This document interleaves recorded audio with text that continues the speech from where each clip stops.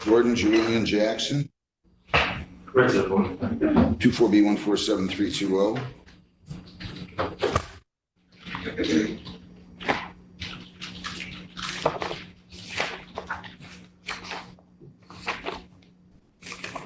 Your name? Jordan Jackson. You posted a bond, right? Why'd you wait so long? A bond? I never got arrested. What is that? Oh, me tapping? I'm sorry. Oh, I heard That's the threat of from jail. you posted $213 on July 17th. Yeah, I got pulled over originally in November for. I know. So you posted a bond because I issued a warrant for your arrest because you didn't bother showing up. I'm sorry. It slipped my mind. My son was also born that month, so it slipped my mind. So when the state cop let me know that I owed the money, I just paid it to him. All right, I'm just gonna apply the bond to payment of fines and costs. Do you have anything else? Mm-mm. So we're just gonna apply that bond to payment of fines and costs, and you're all set. It's in your name. Good luck. I appreciate it. Do I keep this? Next time, show up. You would have saved yourself a lot of money. I learned my lesson, man. All right, good. Thank you. I have a good day. Julian Angelo Johnson. 25W839115.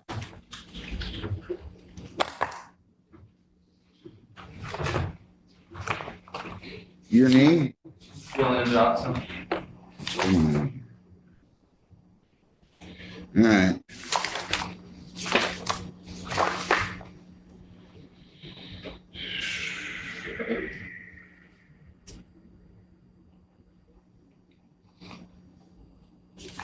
You're going to plead responsible to impeding traffic, right?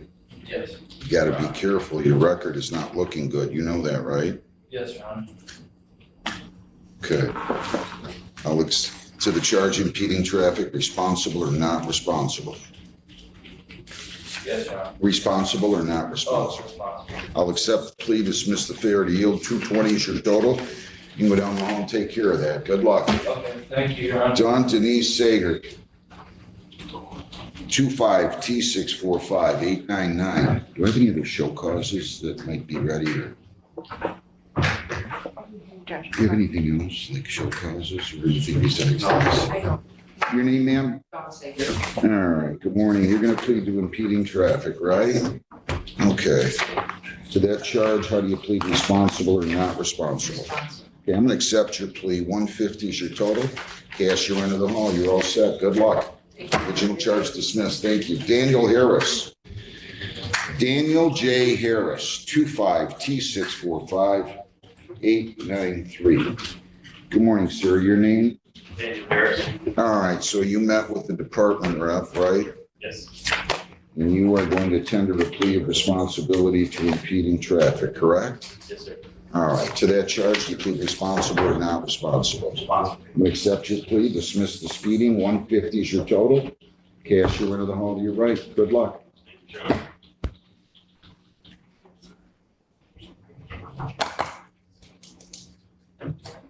Paul Anthony Bruck, 25T645776. Good morning. Your name? All right. Good to see a smiling face up here. All right, that doesn't happen a lot. You're going to plead to impeding traffic, right? Yeah. Responsible or not responsible to that? Responsible. Please accept it. Speeds dismissed. 150. You're all set. Into the hall to your right, okay? Okay. Good luck. Slow down a little, though. Godlewski. Rosemary Godlewski. 25B148896. Good morning, ma'am. Good morning.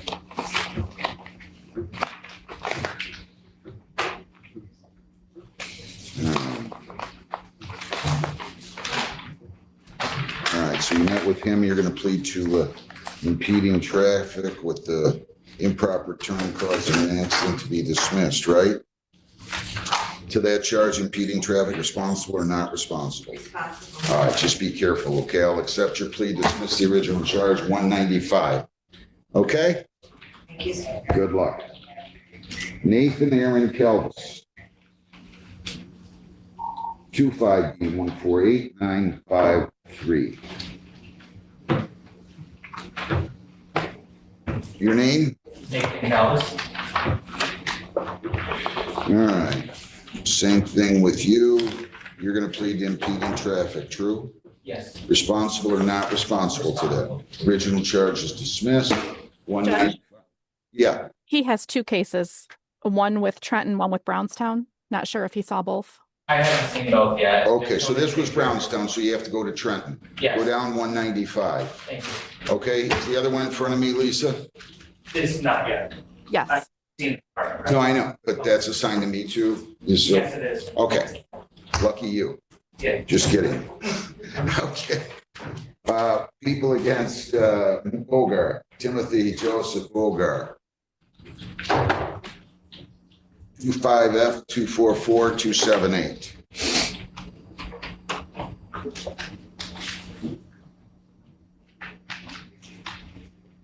Sir, you're free to have a seat there if you'd like, if that's easier. Well, just once I get up there, I'll be okay. Okay. How you doing? Pretty good. Good. Okay, your name? All right, and you are going to, you met with the department rep, you're going to plead to impeding traffic, right? Yes. All right, responsible or not responsible to that? Responsible. Yeah, all right, 155, cashier rented the hall to your right. Okay, thank you. Good luck. Original charge dismissed. Are they getting backed up down there? Should I slow down a little? Lisa?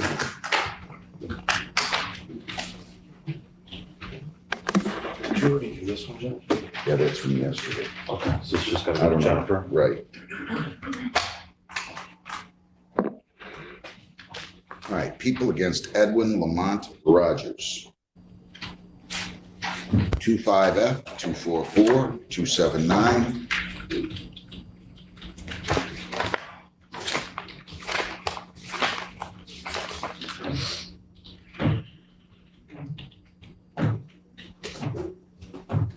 Good morning, your name? Edwin Rogers. All right, you're going to plead to impeding traffic, right? Yes, All right, to that charge, responsible or not responsible? responsible. Please accept the original charge dismissed 165. Cashier rented the hall to your right, and you're all set. I'm sorry? Time to pay. Yeah, you need time? How much do you have today? You have any? Okay, tell me when you can pay this. Friday. Yeah, I'll tell you what, I'll just give you till Monday, which is the 28th, okay? Okay. All right, best of luck. Emily, Juliana Baracco, 25W838908.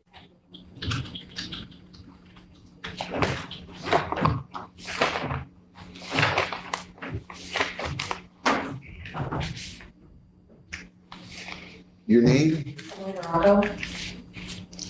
So you're going to plead to impeding traffic, right? Yes. Responsible or not responsible for that? Responsible. Okay, I'm going to accept your plea. Am I also able to get more time to pay it?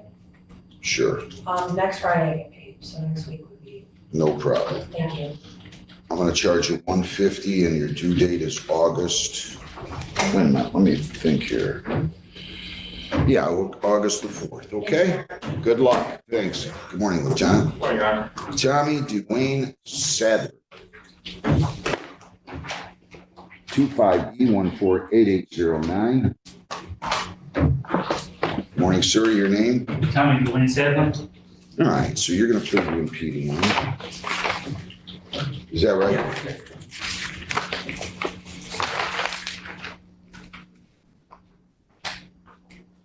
No accident, right? No, To the charge impeding, responsible or not responsible? responsible. I'll accept the plea, dismiss the failure to yield. 160 is your total, okay? All right, thank you. I wish you well. Thank you.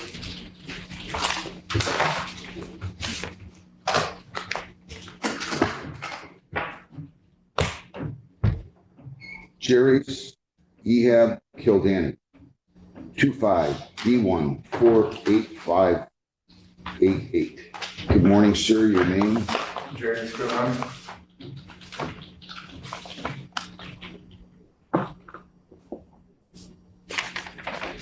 All right.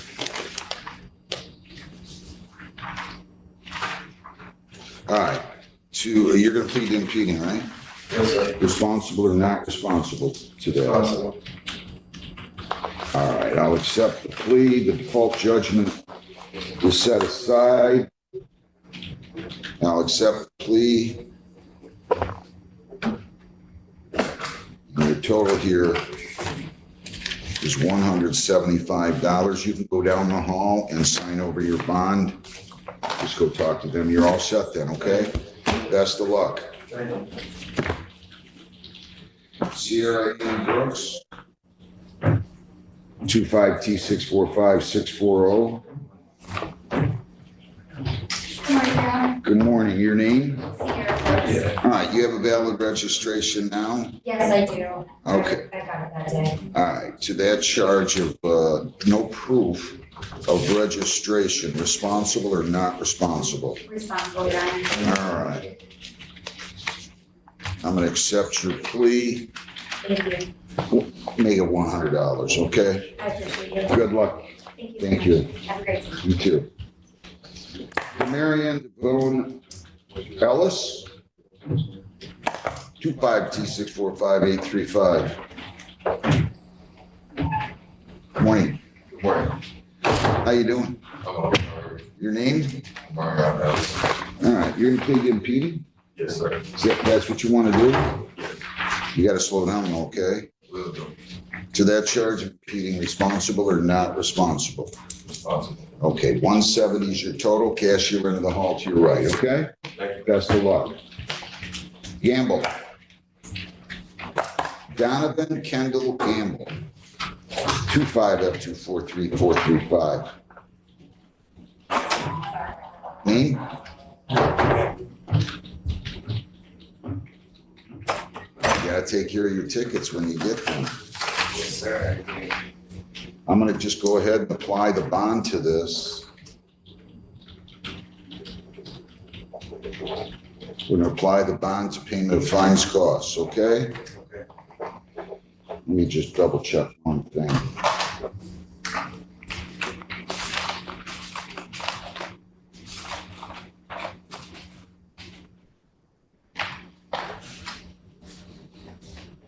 Well, who's somebody Smith? Just depends on which name specifically. Well, you owe 213 and it looks like the bond's in somebody else's name, so I hope you have $213 with you. You can use it, Your Honor. I signed for it. You can use it for his bond. All right. Next time, show up, okay? All right. We'll apply the bond to payment of fines costs. You're gonna have to go down and sign it over, okay? Good luck. Thank you. Hi. Sure. Yeah. Folks, we get backed up on these days down there. We're gonna take a 5-minute recess, okay? So they can get some of those people out of there that are making their payments. So stay seated. I'll be back in about 5 minutes. You want 10 minutes? Oh, okay. Thanks. I guess I don't need to take a recess. That's Wayne County Down. How you doing? Good. Good.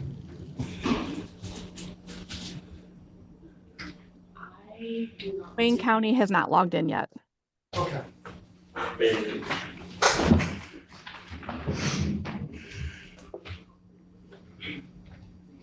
Hi, I'm a sign language interpreter for one of your defendants today. Oh, So I okay. just wanted to let you know that I'm here. They told us to sit down. Perfect.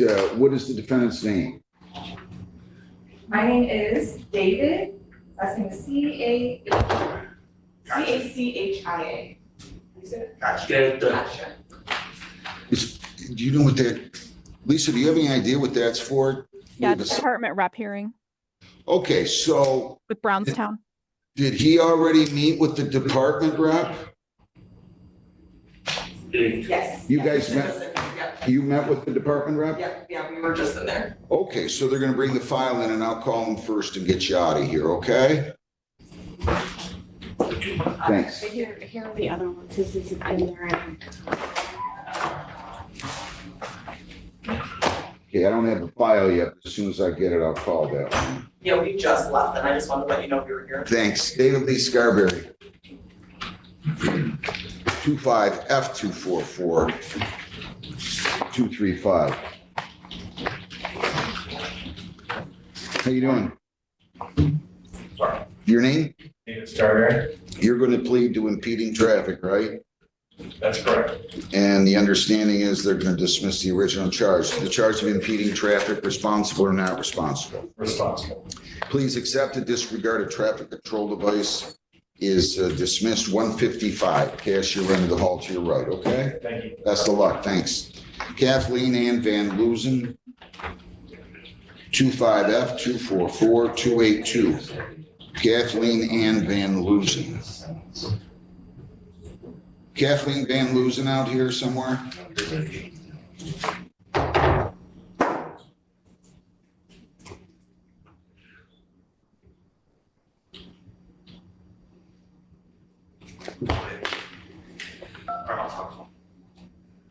All right, thanks. I'm drawing a What are you blank. trying to get hold of? Just have them ask for a Van Loozen and a Dents or whoever's working. Oh, no. Kathleen Van Loozen needs to come in. Kagan Davis Shook. 25T645930. How you doing? Your name? Kagan Shook. Kagan Shook. Your first ticket or your fourth? I've been repeating before, but this is my first one tonight. You been in here for that? Where were you on that one? For the repeating ones? Yeah. I just gave them at the desk over there.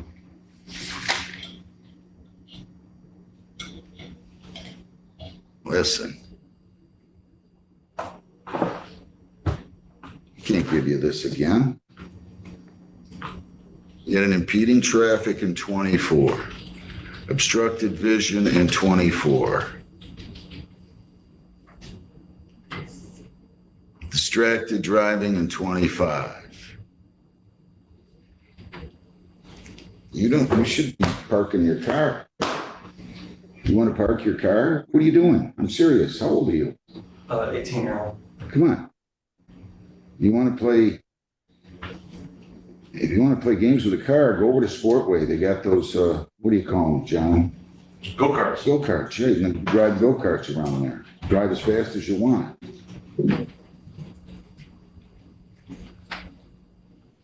Who's this, your mother? That's my grandmother. You gotta slow down. What are you doing now? I'm a service porter at the Gantech Chevrolet, so You're away? a service porter, so I drive people's cars and I shuttle people home. So that's why I was coming here today to try to get a renewal because my job sees that I have that speeding ticket, I can get fired. Well, how many times you gonna do this? Never again. You gotta slow down, I'm telling you. This is your last one in front of me. You see my name on it, you plan on beating the ticket, okay? The charge of impeding traffic, responsible or not responsible? Responsible. Please accept at 190. Don't come back and ask me for impeding, okay? Good luck. Thank you. Nathan Aaron Calvis, 25T645-749. Is Kathleen Van Loozen here? Okay, you'll be next, okay? Why don't you have a seat up at the table here? Nathan Aaron Calvis, 25T645-749. Your name? Nathan Jones. All right. You are going to plead responsible to impeding traffic, true? That is correct. Responsible or not responsible to that? I'll accept plea. 150 is your total. Cash your end of the hall, okay? Thank Best of luck. Kathleen Ann Van Loozen, 25F244282. Your name? Kathleen Van Loozen. All right. You're going to plead to impeding, right? Yes, Responsible or not responsible to that? responsible. Please accept it. 150, you're all set. I'm sorry, 155. 155, okay? Good luck. Thank you. Jody Lynn Kaminsky, 25W839032.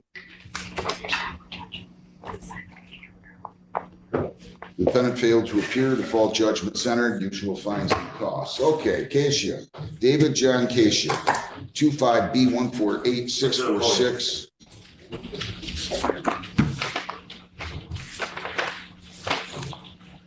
All right, good morning. Can you tell me your name, please? I remember your honor for many years. 4 times I've seen you. Wait a minute, I need you to tell me your name, you. The interpreter is Amanda Costa, How do you spell your last name? Costa. Raise your right hand. You solemnly swear or affirm that you will make a true and accurate translation between the court and the defendant. I do. Okay. Tell me your name, sir. My name is David, his last name is Kasia. You've seen me a lot? Yes. But, I mean, not badly, not in a bad way.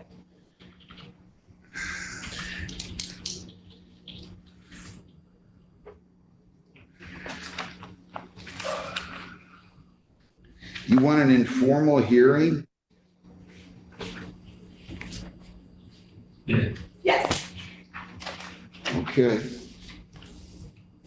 Lisa, let's set this quickly. Can we get you to come back on the date? Ms. Costa, I want to check on the date and make sure you're available. Do you have one for me, Lisa? August 5th at 10 o'clock.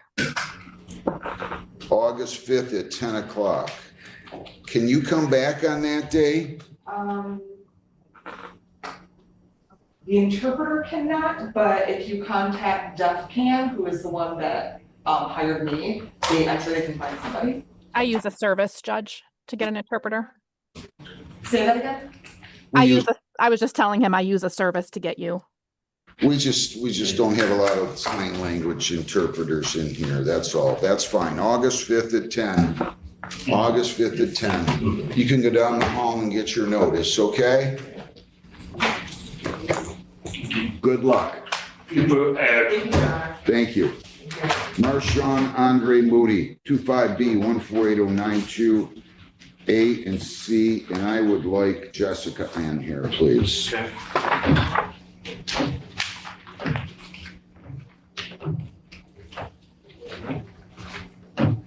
Good morning. Good morning. Your name?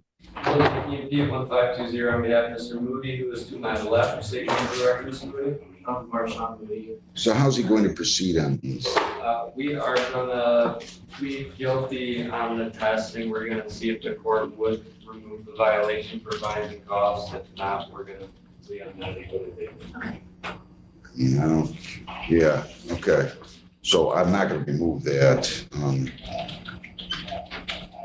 You're supposed to pay. Let me see. He was just placed on probation with a significant restitution for one case, and he owes $325 on the other. It looks like, Lisa, that on the C file, I didn't make his payment due until July 1 of 26. Is that what I did? I'm checking right now.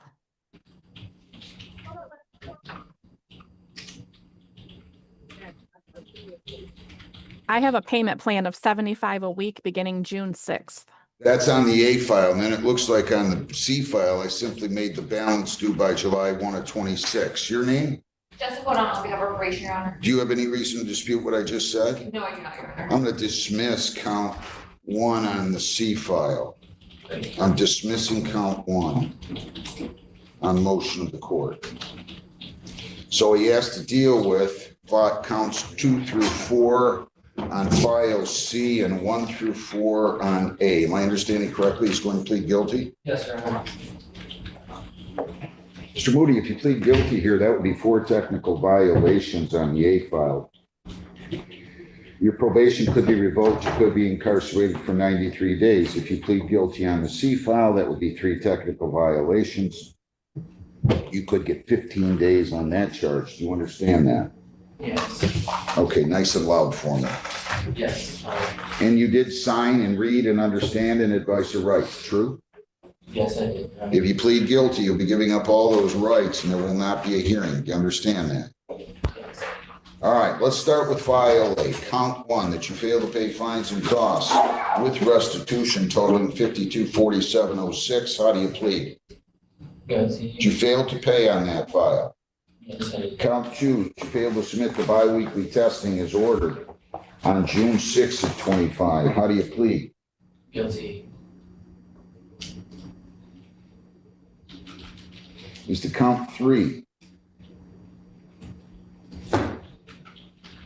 that you failed to submit the testing Yes. on June 25th of 25. How do you plead? Guilty. Did you fail to submit the testing on that date?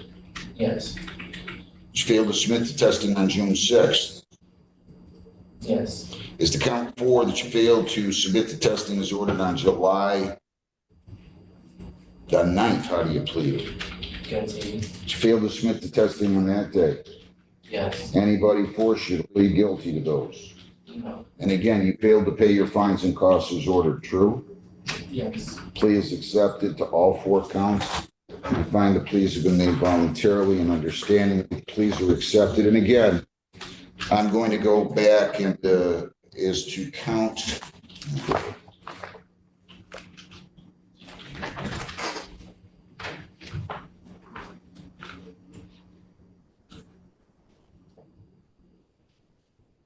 I'm sorry, give me 1 second, please. All right.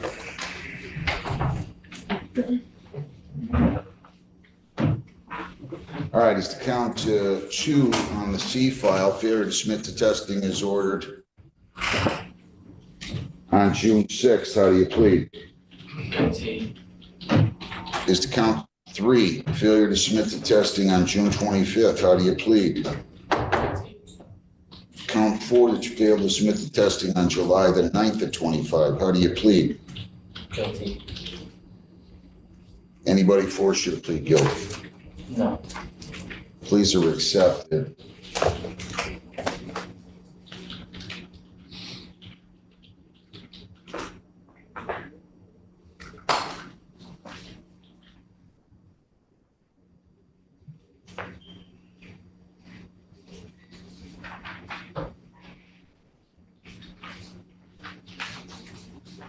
All right.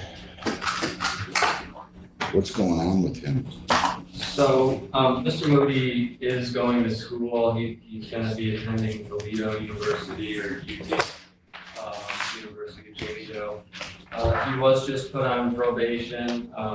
The mistake he really made was he didn't tell his father. His father is a big support system. His father is gonna make sure that he's getting all these things done. Initially, he didn't tell his father, trying to keep it away from him. Because of that, he really didn't have health and transportation. He was staying with his mother. He couldn't get a ride to the testing. His father now knows about this probation. His father's here in the courtroom.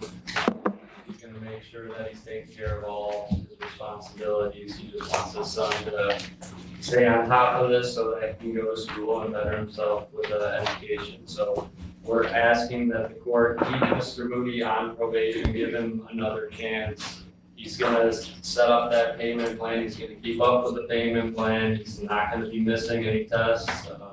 He does have a support system now that's gonna be able to help him get where he needs to go and make sure that he's on top of this. So we're asking that you give Mr. Moody a chance. He was just placed on probation. He made the poor decision to try to hide this from his father, and he really needed his father's help. He appeared for his first drug testing on May 30th and then failed to appear for any subsequent testing after that. He never contacted me or reached out to me regarding the missed testing or anything like that, asking for more time or anything like that. So again, I'm not quite sure why they were missed and he wasn't contacting me regarding it. Why'd you miss those tests? The May 30th one I went to, and then after I had contacted, Jessica, I did contact Jessica, I emailed her about my graduation day, and then she told me to come the next time after that. And after that, I was just afraid to say anything because of the transportation. I truly didn't know what was gonna happen. You don't have a car? No, it's at my grandmother's house, it's not. You got a lot of money to pay in restitution. I mean,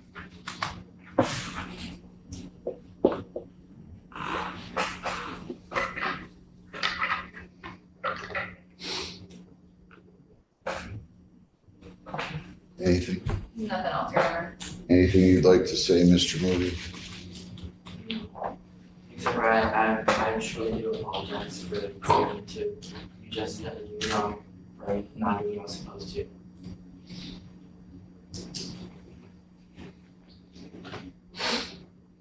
What was involved at the time of this offense? Can you tell me? Was he drinking, drugging? What was it?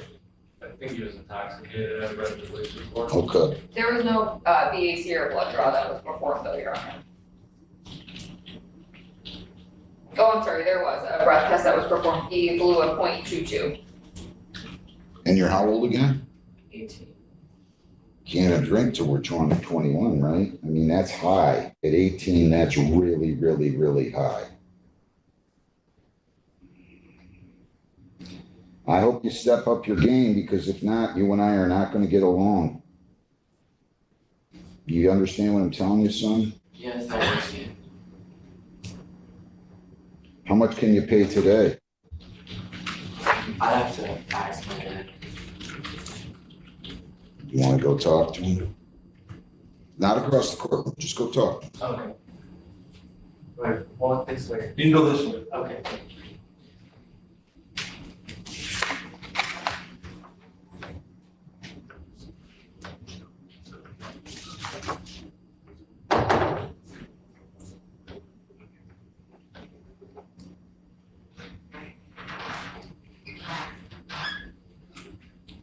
He said that, whatever the payment plan is or whatever he has to pay, that he needs to pay. I'm sorry. He said, well, if we go to the payment plan, he's available to pay whatever he has to pay today.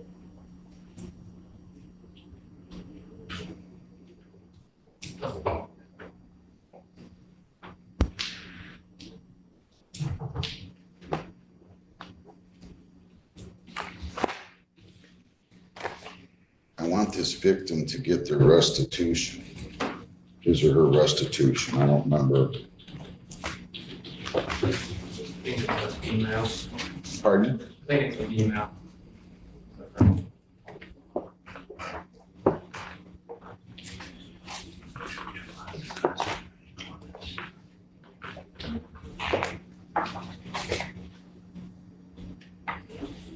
Sir, can you pay $250 today or not? I'm sorry. Could you give him till Friday? He said he's gonna get 500 Friday. Sure. I'm not going to assess any other costs. Thank you.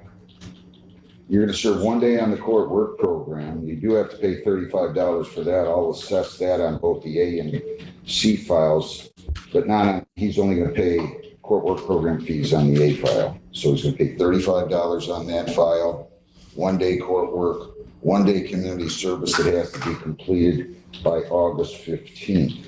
Defendant should pay $500 by July the 25th, then $75 bi-weekly, beginning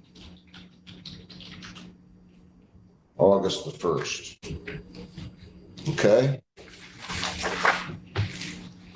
If you need more time, you come talk to me. You can't ignore courts like this, young man.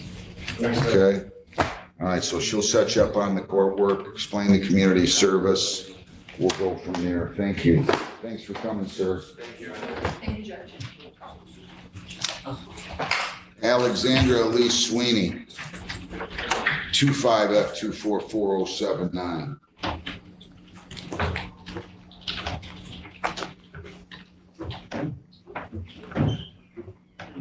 Your name, ma'am? Alexandra Sweeney, good morning, Your Honor. Good morning to you. So you were going to plead to impeding traffic, sure? Yes, sir. All right. To that charge, responsible or not responsible? Responsible. All right, I'll accept the plea. 175, original charge dismissed. You're all set. Thank you so much, Best of sir. Have luck. a great day. You too. Leslie Ann Kassab, 25F4308. Good morning. Your name? Good morning, Leslie Cassatt. All right, you gotta be careful, okay? I don't know, I'm sorry. All right, to the charge of impeding traffic, responsible or not responsible? Responsible. Please accepted. 185, original charge dismissed. Good luck. Thank you, Your Honor. You're welcome. Yeah, Can I get Mr. Angelus needs to join the breakout room? Mr. Angelus, you need to join the breakout room, sir. Joined, okay. Yes, sir. How do I do that? I've sent you multiple invites. Look on your screen. I don't see nothing that says breakout room, ma'am. Can you see? Oh, join, is it, join? Brent Keith Early, 25T708726. Can you get Emily in here for me? Emily. Mr. Early, good morning again. Your name? Brent Early. All right, so the charge is failure to attend the court work program. Your name? Good morning, Honor. Wellington King, 1520 on behalf of Mr. Early, who was present via video. I have had the opportunity to speak with him. I've gone over the allegation. At this time, he would be pleading guilty to the violation. Is that what you want to do, sir? Yes, Your Honor. This would be a first violation. You could get 5 days jail. Do you understand that? Yes, Your Honor. You are presumed innocent. They have to prove you guilty by a preponderance of the evidence at a hearing. You have the right to bring in your own witnesses to testify or remain silent, to cross-examine their witnesses. If you plead guilty, you're giving up all those rights. We're not going to have a hearing, and you're waiving the requirement that they prove you guilty by preponderance of the evidence. Do you understand that? Yes, Your Honor. All right. Any questions before we go on? No, Your Honor. The charge failure to attend the court work program on June 14 of 25. How do you plead? Guilty. Did you fail to attend on that day? Yes, Your Honor. Anybody in the world forced you to plead guilty? No, Your Honor. All right, I'm going to accept your plea to that charge. Your name? Emily Casino. Good morning, Ms. Tessino. How are you? I'm good, how are you, Judge? Good. So what do you have to say? What's he been doing, not doing? He really hasn't accomplished much. I spoke to him a couple times. I know he has some medical stuff going on, so I was kind of working with him, but this last one he missed, he reported being in the hospital, but I didn't receive proof. And then, so he still has the 5 court work program days remaining and his class. I did speak to someone yesterday that he is in an inpatient program, but they said they were gonna email me proof and I haven't received it yet. You're in an inpatient program in Florida, right, sir? Yes, Your Honor. Whereabouts? Florida. No, I know, but whereabouts in Florida? Miramar. What's the name of the facility? Florida Health. Florida Help? Helps. Spell the second word. HELPS. Oh, helps. I'm sorry.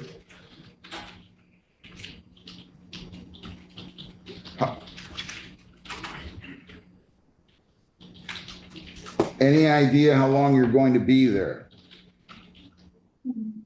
28 days. Is that 48 more or 48 from when you started?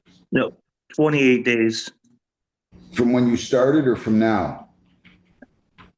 From now. How long have you been there? 4 days.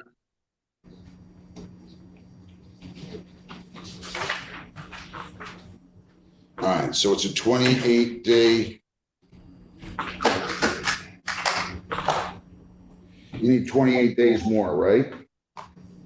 Is that what you said? Or 28? Yes, Your Honor. Okay, so 32. All right, so he has 4 weeks. All right, why'd you miss? I have ulcers in my stomach, in my esophagus, and I just, when it gets bad, it gets bad.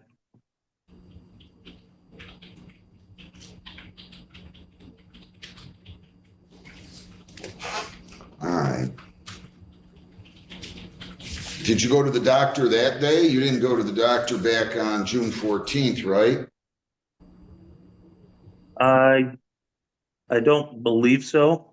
Did he call and say, hey, He was really hard to get a hold of. What had happened was I had called him because one of the court work program days got canceled. So I was needed to reschedule one and then he missed that one. And I rescheduled them a few times now. I thought he told me it was something medical, but I could be mixing it up with one that I already rescheduled, but I don't have proof of anything medical. anything else, Mr. Mahikian? No, Your Honor.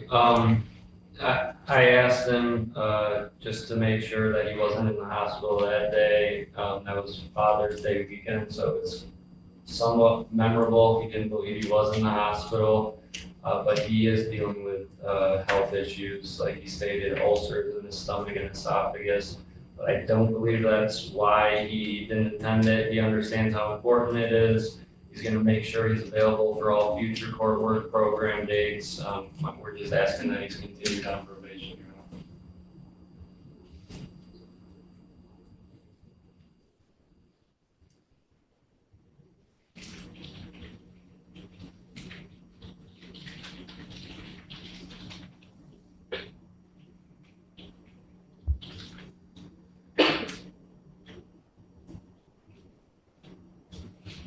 And those 5 days on the court work program, right?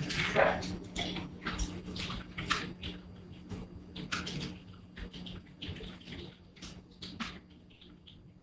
You're to serve a total of 5 days on the court work program. You're to serve 8 hours of community service by September the 7th. So I recognize you're gonna be in there for roughly 4 more weeks. You're to pay $50 in costs. You're to provide proof that you're at the Florida Helps Inpatient Treatment Facility. Can you pay the $50 today, or do you need to wait until you get out? I could pay it today. I'm just not sure how to. Go on 33court.com with your case number. 33court.com with your case number. Do you have a pen? Yes, Your Honor. 25T 708 726. That's 25T 708 726. You pay that online with your case number, $50, and you are to get a hold of Ms. Tassino when you leave the facility. But we're going to need proof that you're there now and proof of successful completion. Okay? You understand that? Your Honor, yes, it should be, and Ms. I'm sorry, I can't pronounce the last name. Is it Cassano? Tassino. Tassino. I didn't get an email, Brad. It's T-E-C-E-N-O. T-E-C-E-N-O. Yes, Your Honor, it should be in her email. Okay. All right, good enough. Thank you. Thanks. Thank you. Thanks. Maya Smith, Maya Selena Smith, 25T645614. And then we're going to take Dylan Ferguson after this one. Your name? Yes, sir. All right, so you're going to plead impeding traffic, correct? Yes, sir. Responsible or not responsible to that? Okay, I'll accept the plea. 150 cash your end of the hall to your right, okay? Good luck. Caprice Andrea Brown, 25F244096. And could I have Tamia not seated at the table here? Good morning, your name? All right, you're going to plead to impeding traffic, right?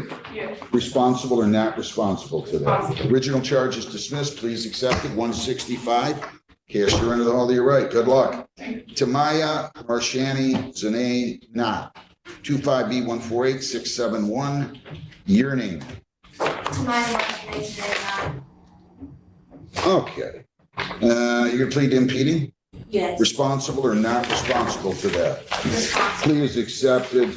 195 is your total. Cash your into the hall to your right, and you're all set. Good luck. Thank you. People against Ferguson, Dylan Martin Ferguson. 2 OW 8274041. Where is Mr. Ferguson? He's on Zoom, Judge.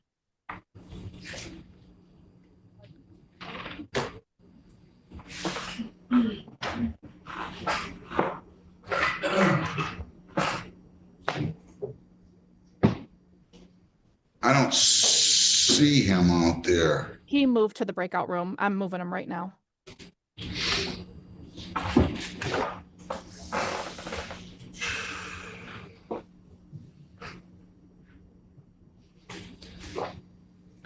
There he is.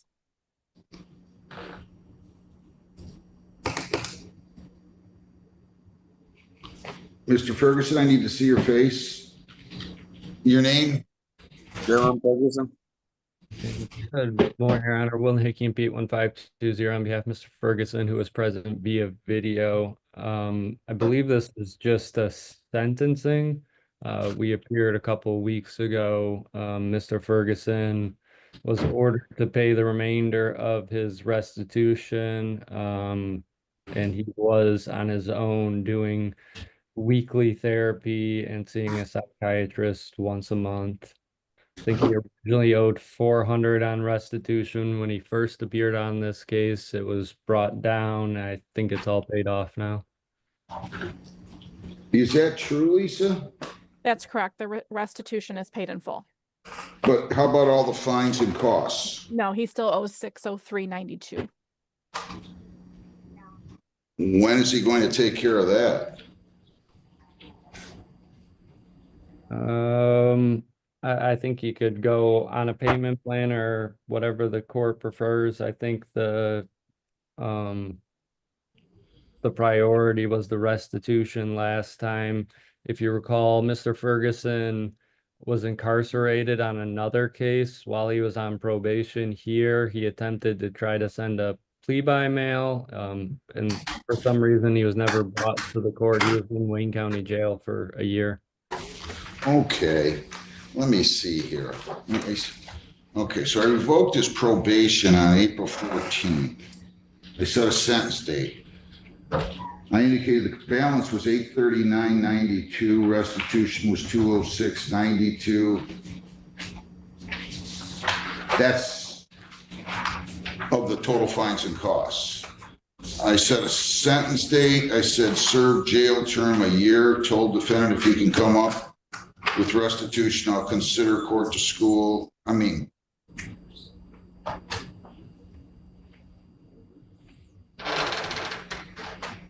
court work or community service and credit for time served.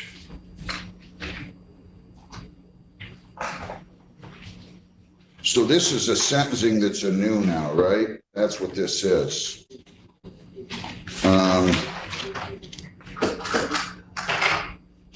Let me see, I'm sorry.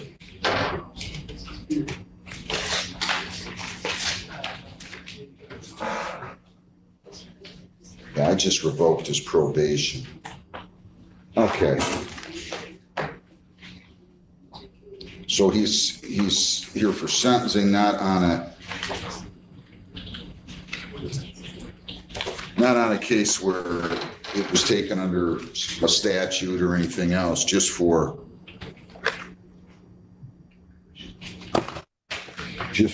sentencing on the probation revocation.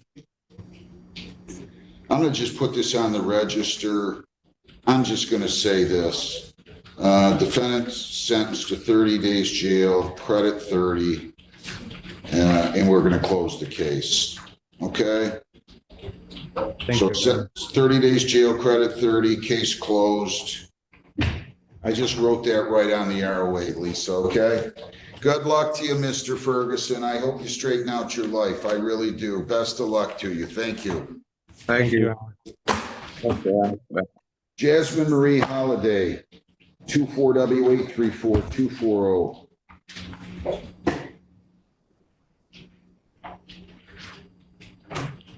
I didn't talk to anyone prior to this, was I supposed to? Okay, just tell me your name first here. Oh, Jasmine Holiday. Let me just check something here, okay? I'm hired also. I'm sorry? I'm hired also. Right. They sentenced you August 7th to 24. Let me just double check something here, okay?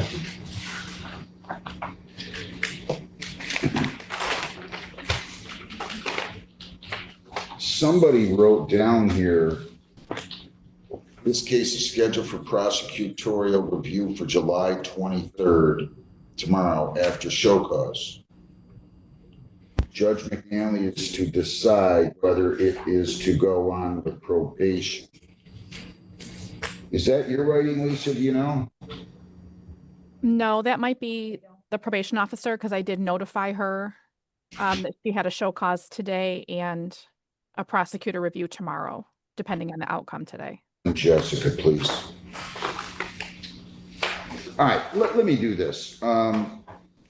Nahikian, do you have anything going right now? No, Your Honor. Can you come in here? I'm going to appoint this lady to you. It's a probation violation, and I'd rather you just hear what goes on with the probation officer, okay? Come on in. You're right in.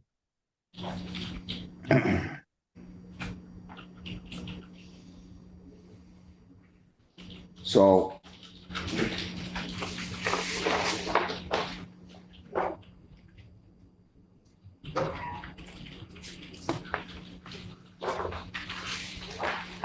all right, Mr. Nahikian, your appearance. Good morning, Your Honor. William Hakeem, 520 on behalf of his. Ms. O'Donnell. Just hold on, application. So this is an August 7, 24 case that I sentenced her on. It looks like on July 7 of 25 that we issued a show cause for failure to attend her scheduled visit on July 7th, failure to attend the court work program on July 2nd, and failure to pay fines and costs as ordered, balance owing $290. Apparently, the probation review hearing is up for tomorrow. It's scheduled for tomorrow, that's correct. So I'm gonna, ma'am, do you understand all those charges I just stated? Yes? Yes. Tell me your name again. Jasmine Holiday. So you understand all your rights on the advice of rights? Yes. If you plead guilty, you'll be giving up all those rights and there will be no hearing. Do you understand that? Yes. All right. Now, this would be 3 technical violations. You could get 15 days. Your status could be revoked and conviction entered. Do you understand that? Yes. All right. I'm gonna enter a not guilty plea. I'm gonna let you go talk to Mr. Nahikian. When you guys are done, I'll call you back in, Ms. O'Donnell, okay? I'm gonna hand you the file, Mr. Nahikian here, okay? Thank you. Sure, thanks. Thank you. Let's do Brandon Thomas, Brandon Lynn Thomas, 25B716202. I believe they're out there. Right? Is Brownstone out there? There, I'll bring it up. Okay. Could I have Isam Mohammed El Kalani come up here, please?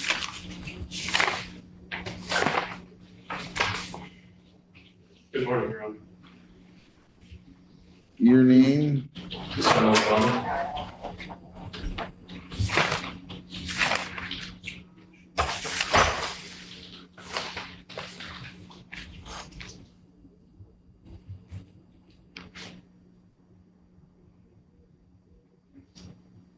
Why'd you wait so long to come in here?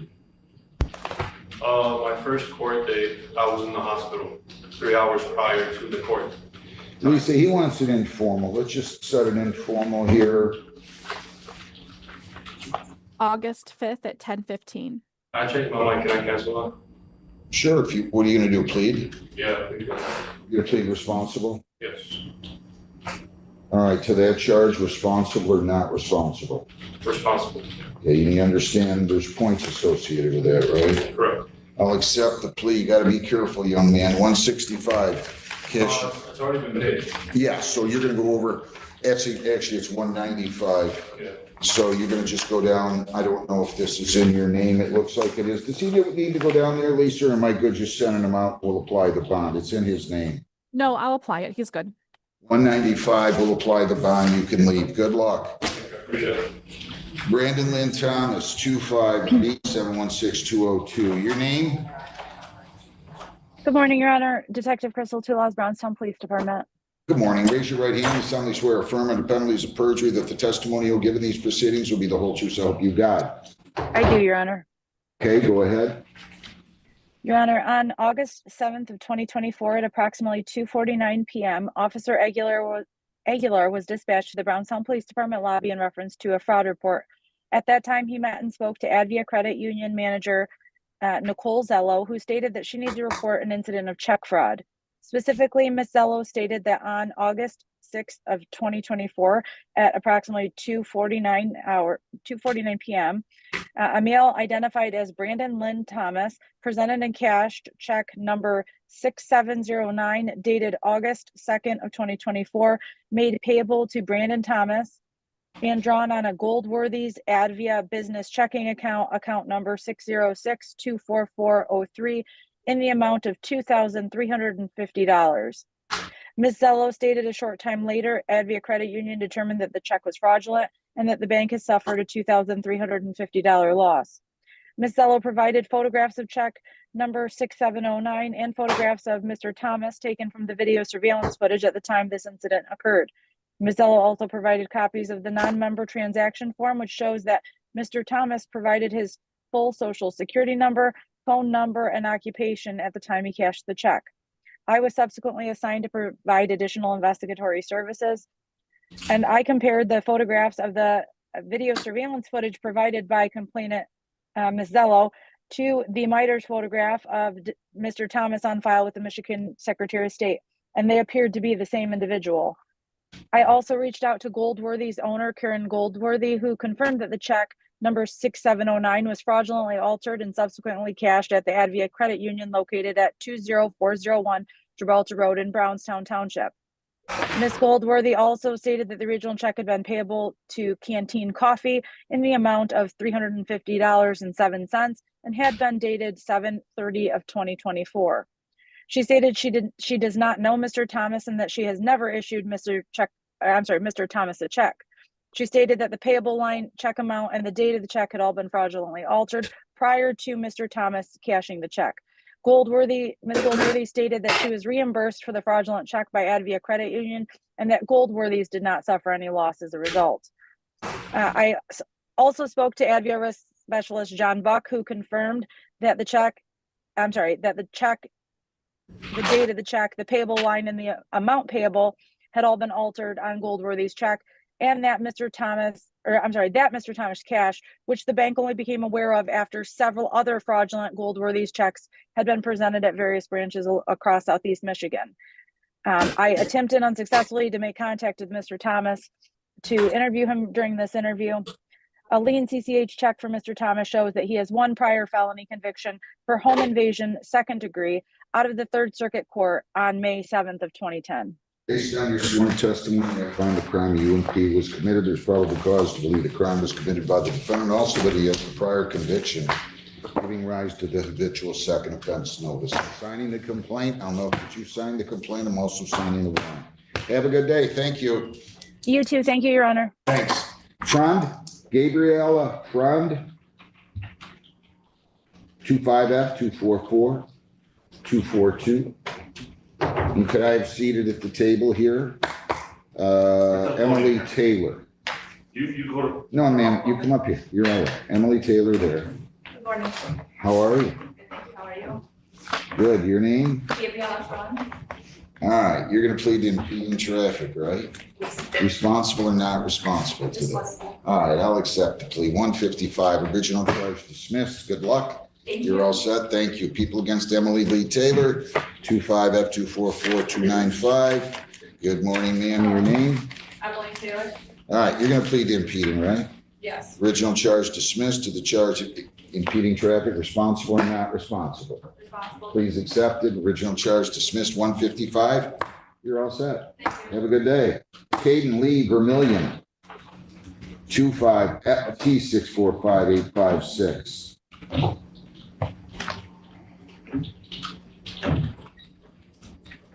Name? Vermillion. Hello. What'd you do? What's that? Interfered with the fire apparatus. What did you do? They said I was parked in front of a fire hydrant. Oh, I see. Okay, you're gonna plead to prohibited parking, right? Correct. Responsible or not responsible for that? All right, don't do that again, okay? I'll accept the plea. Dismiss the original charge, $85. 85. Good luck. Rebecca Marie Gallagher, 25T645815. Defendant failed to appear. Default judgments are in favor of the plaintiff and against the defendant. Cape Allen Hall, 25F244292. Good morning, sir. Your name? Hey, Fallon Hall. You're gonna plead to impeding, right? Yeah, Responsible or not responsible to that? responsible. I'll accept the plea. 150 is your total. Cash you into the hole to your right. Good luck. People against. Taylor, Demetrius Cornelius Taylor, 25D148984. He failed to appear. Default judgment center in favor of plaintiff against defendant. Darrell Wade Garrett Jr., 24F72604.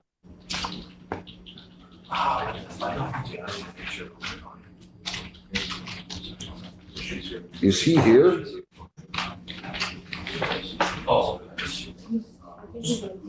Darrell Garrett? Is he here? Yeah, he's coming in right now.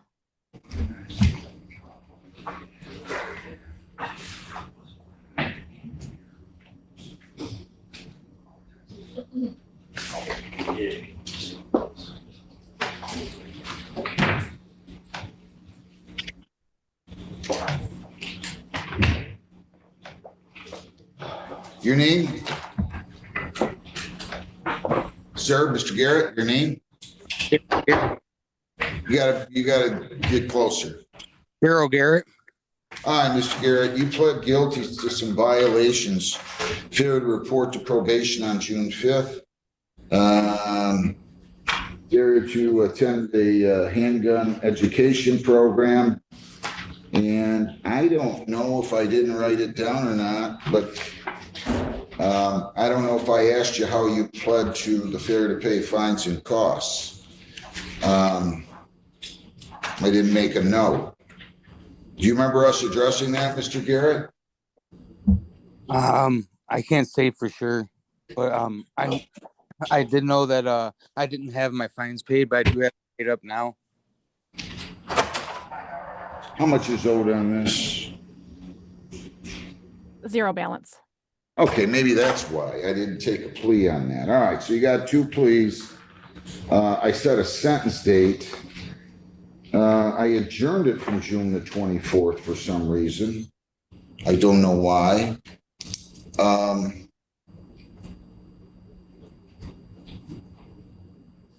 You have the right to a lawyer here, sir. If you cannot afford one, I will appoint you one. Do you understand that?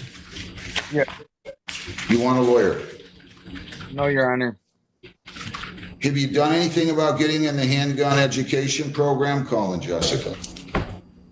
Yes, I'm completely signed up now. As of this morning, I sent them the registration forms. I've paid for it. I've been in contact with the Frontier testing facility, and now I'm just waiting on them to give me the date to go and get it complete.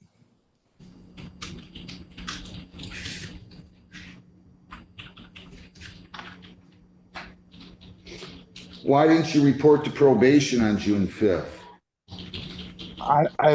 It just completely slipped my mind. I looked down at the clock and it was, I forget the exact time at the time, but it was a couple hours after, and it was just a mistake on my part. It was an accident. Your name? Just go down, yeah. So he says he's signed up for the program. Yep, so I did get confirmation, he is enrolled, he's paid, he just has to fill out his enrollment information. As long as he does so by Tuesday, he's gonna take the class on July 29th. Oh, perfect. Did you hear that? Yes, sir. So let's just get this taken care of. I'm not gonna do much here. Do you need to talk to him for any other reason? Nope, all he has to do is finish the class and they'll send it to me when You he's done. finish that class and, you know, I don't know why you hadn't done it by now, but you're gonna be off probation then. So by September 16th. So I'm just gonna assess costs in the amount of $100. You had 2 technical violations. You're to complete the handgun education program. Can you pay the $100 down? I could do it by the end of the day. Yeah. Yes. All right. So pay by 4 p.m. today. Okay. Okay. All right. Good luck. Thanks. And then you'll be done. So just stick with that. Make sure you fill out that form, get in that program on the 29th. Okay. I will. Thank you very much. Best of luck. Thanks. Thank you. Thanks. Brian Lynn Holdway. Yes, sure. Holdaway. I'm sorry. 25F244294.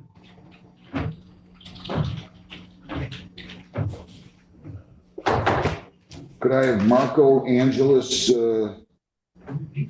He's out there. I see. He'll be next. Your name, sir? Come on up to the podium. Ryan Oldway. All right. You're going to plead to impeding, right? Yes. Responsible or not responsible to that? Responsible. Okay, you kind of got a bad run going here, huh? Yes, sir. You got a ticket on the 17th of June and then one again on the 26th. You got to be careful. Yes. All right, to that charge, again, you plead responsible to impeding. Yes. 175 is your total. Original charge dismissed. Good luck. Thank you. Marco A. Angeles, 25W83964. Sir, good morning. Your name? Good morning, Marco Angeles. You're going to plead to impeding traffic, right? Yes, sir. Responsible or not responsible to that? Responsible. That's a commercial vehicle. 180 is your total. Cash your end of the hall to your right. Oh, I'm sorry. You can go on 33court.com and pay that today, okay? Yes, sir. All right, best of luck. Thank you, sir. Marie Holiday, 24W83424. I'm going to need Jessica again. Good morning, Honorable DEP 1520. I'm Katniss Holiday, who is my left state legal record. Jasmine Holiday. All right, so she has 3 counts. How's she going to proceed here? She's gonna plead guilty here. If you plead guilty here, that would be 3 technical violations. Your height and status could be revoked. You'd be subject to a 15-day jail term. Do you understand that? Yes. Did you sign the advice of rights and read and understand the rights? Yes. If you plead guilty, you'll be giving up all those rights. There will be no hearing or trial. Do you understand that? Yes. You understand all your rights? Yes, sir. To the charge you failed to attend your scheduled probation visit on July the 7th, how do you plead? Guilty. You failed to attend that visit. Yes. To the charge that you failed to attend the court work program on July the 2nd, how do you plead? Guilty. You failed to attend that. Yes. To the charge you failed to pay your fines and costs of $290, how do you plead? Guilty. Did you fail to do that? Yes. Anybody forced you to plead guilty? All right, I'm gonna accept your plea to all 3 counts. Ms. O'Donnell, your name? Just put on her Mr. probation. Mahikian, what would you like to tell me, sir? Yes, Your Honor. So Ms. Holiday has done most of the things she needs to do. I think she just has the 1 court work program day left that she missed. She did complete a class, it was a 6-week class. She has $80 today to pay towards the $290, and she said she should have the full amount by Friday. She does work 6 days a week at the waterfront in Wyandotte. I'm gonna leave it to the court. Why, I'm sorry, I don't understand. Why she missed those 2 days?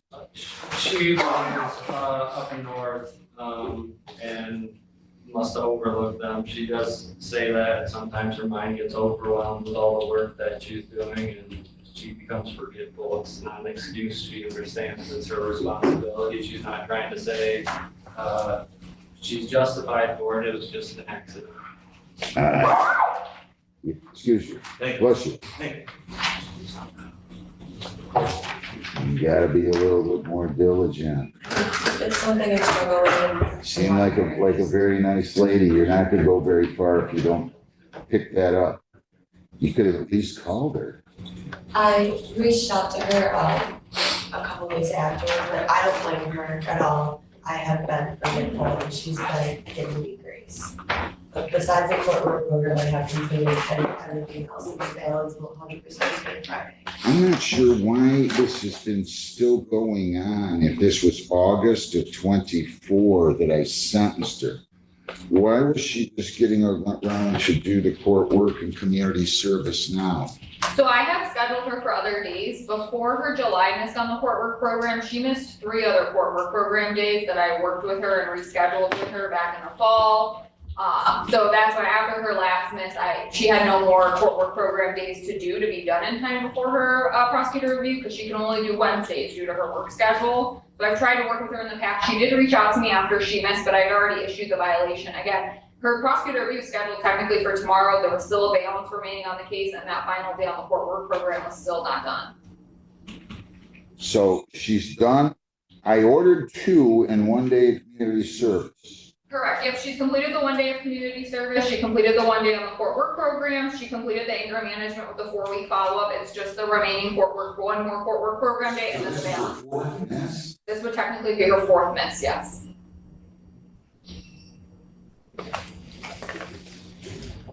Come on. I mean, The other Wednesdays were Wednesdays that I got called into work, which I did explain that as well. But there's still no excuse for me missing. I want this to be over with myself.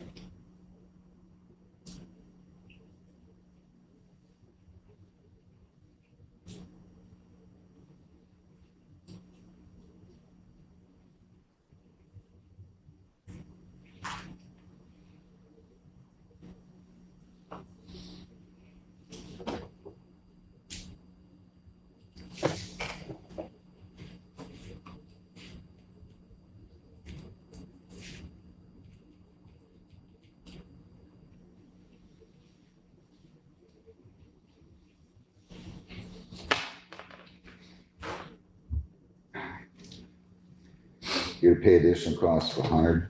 I'm extending probation for 2 months until October 7th. You have to pay additional probation supervision fees of $40. You're to serve an additional day on the court work program and pay $35 for that. That's over and above the one that you still owe. And you're to serve an additional day of community service by September 1st. So 8 hours community service by September 1. You have 2 days left on the court work program. Because I'm adding, you're paying additional costs of $100, additional probation fees of $40, additional court work program fees of $35 for $175. Probation review then, we'll have to put out, Lisa, so we're gonna put that out to say probation review hearing date. October 1st, 9 o'clock. October 1st at 9 a.m. So you're gonna go down the hall, get that date, meet with Ms. O'Donnell, make sure you take care of everything, please. You're making this difficult on yourself. Okay, good luck, thanks. Cameron Christian Lee Austin, 25F244208. She failed to appear. Default judgment is entered. People against John Earl Davis. 25W8392008, 24W834. 564A and B, and 24W834, 564C. So I have 564A, B, and C. And I have 25W8392000A and B. Your Honor, Durwood Hinsmith, John Earl Davis, I believe that's Court of Recalling warrants, leading away from flight ratings. Your name, sir? John E. Davis. All right. Does he, so we've got the suspend charge for 2024 in front of Judge Hessen. We got an unregistered vehicle charge from 2024 in front of Judge Hessen. And then we've got a failure to pay show cause. Does he owe 282 plus the, no, he must owe 317 plus the clearance fee. So does he stand mute, waive reading on that? Yes.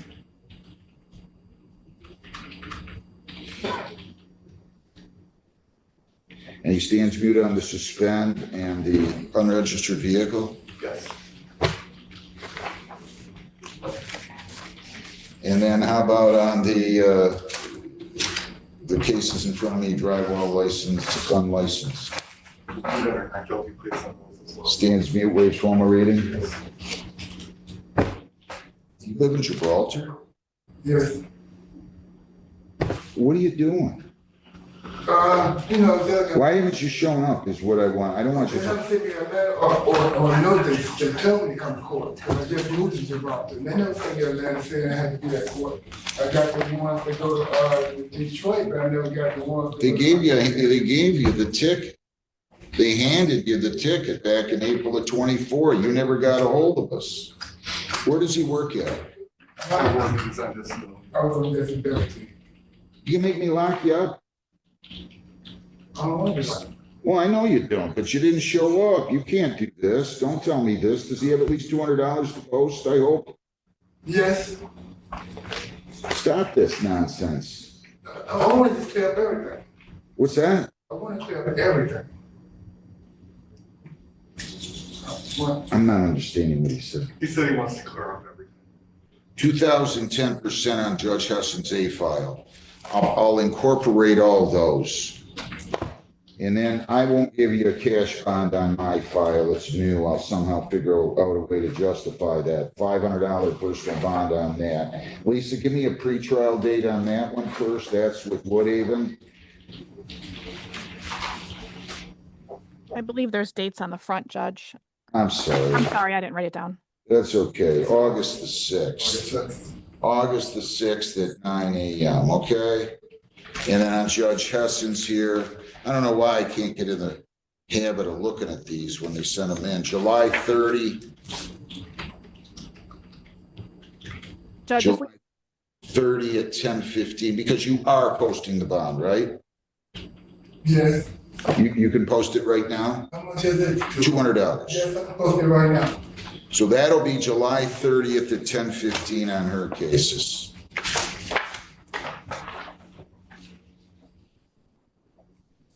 Stop doing this.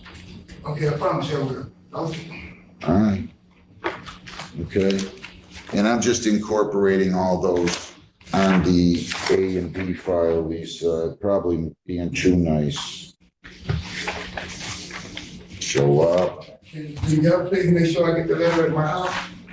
Yeah, we'll get you the letter at your house.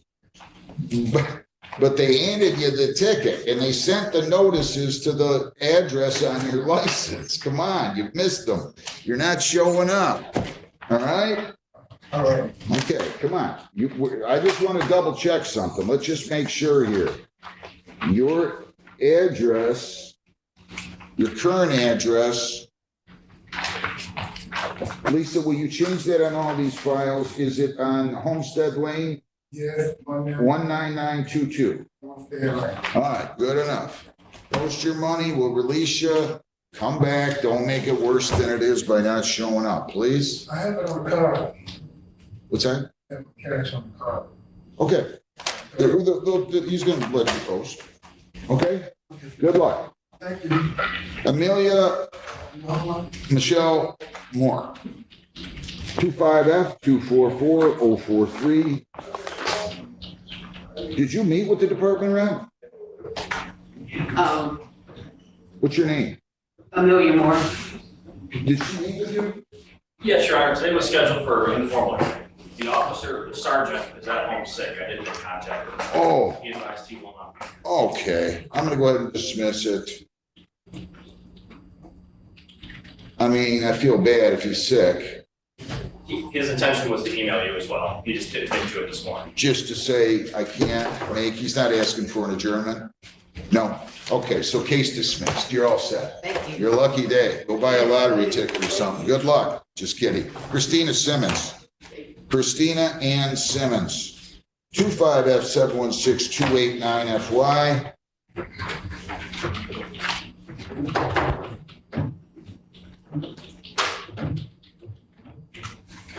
Did she already talk to her lawyer?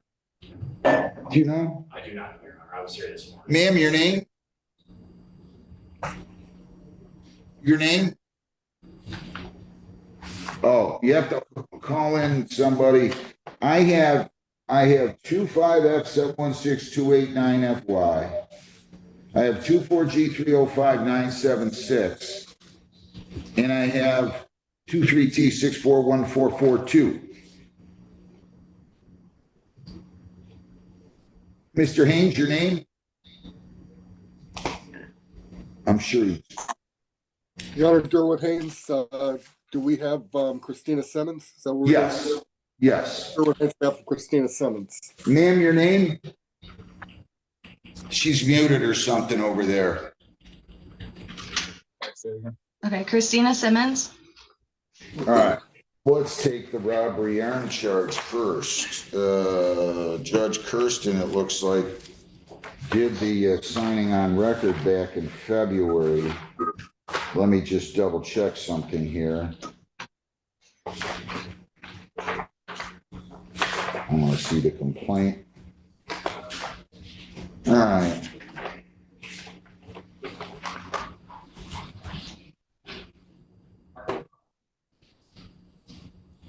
All right. Lieutenant, do you know something about this? Yes, Your Honor. Your name? Detective Lieutenant Christopher by the City of Flat Rock. All right, so Mr. Haynes, does she stand mute and waive formal reading of the complaint? Judge, I'd ask you to read the charges and the maximum penalties into the record. Sure. So ma'am, you're charged with robbery armed. That's a life offense. You could get life on that. And I'm going to read, it says, in the course of committing a larceny of merchandise that you did assault or put in fear a person present, one Melissa Murdoch, and in the course of that conduct represented orally or otherwise that you were in possession of a dangerous weapon. So it's assault, your representation that you were in possession of a dangerous weapon, and that constitutes robbery armed, which is punishable by life for any number of years up to life. Understand that? Yes. Count 2 alleges that you were, while Myers was open to the public in the store, and that you stole property that was offered for sale at a price of $1,000 or more. That would be a 5-year felony, retail fraud, in the first degree. Do you understand that? Yes. You are presumed innocent. You have the right to remain silent. You do not have to say anything. If you choose to say something, in or out of court, whether orally or in writing, it can be used against you. You have the right to a lawyer not only today, but at all subsequent court proceedings. If you cannot afford one, you can fill out a petition for one. Also, if you choose to submit the questioning with law enforcement officials, you do have the right to be represented by a lawyer at that questioning. Do you understand that? Yes, Your Honor. You have the right to a probable cause conference within 14 days. You have the right to a preliminary examination within 7 days thereafter. You're going to be in front of Judge Heston on these. August 5th will be your probable cause conference. That will be at 9:15. Preliminary exam will be August 12th at 11 o'clock in the morning. Do you understand all of that? Yes. All right. Now, counsel, I'd like you to address bond. Judge, I think Ms. Simmons was just taken to Flat Rock yesterday. She had previously served 45 days in the Wayne County Jail on loitering and open intox charges. She may have holds right now. She does have a criminal history, and I don't think she has the means to post any bond. So we're just asking for the earliest court dates possible.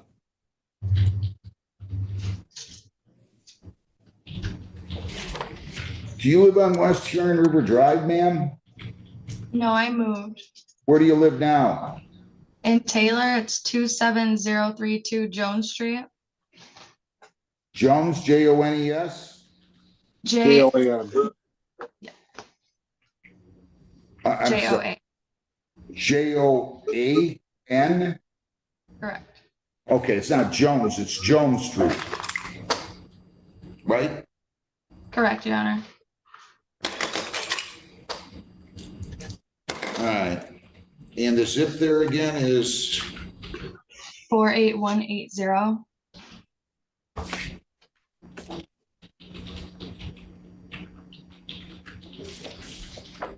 all right. What can you tell me about this? Your Honor, a incident at our Meyer, it was just over $1,000 worth of merchandise, miscellaneous goods that was alleged to have been stolen. During the checkout process, there was an allegation that a firearm wasn't presented. An employee of Meyer in fear. Meyer then contacted us. Prior to that, Ms. Simmons had passed all points of purchase without offering payment for the items. Future follow-up developed Ms. Simmons as the suspect. Admissions were made in and then the warrant was requested to the Wayne County Prosecutor's Office, which you have in front of you. She's got at least 5 or 6 warrants here.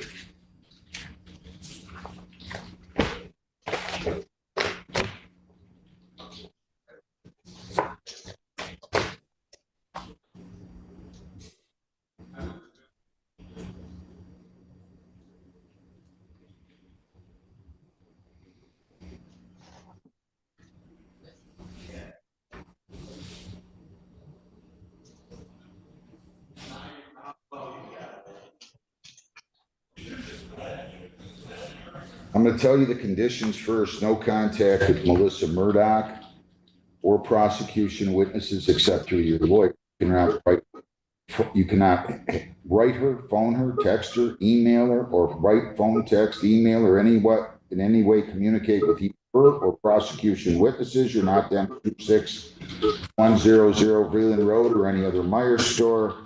You're not to possess firearms. You're not to possess dangerous weapons. You're required to obtain a tether. You're not to be within 2 miles of the victim, her residence, or place of employment. You're not to be released until fitted with a GPS tether.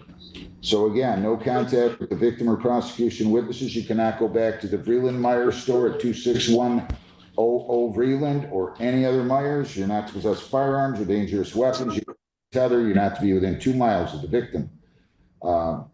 Her residence or her place of employment, you're not to be released until fitted with a GPS tether. Are you asking for anything or?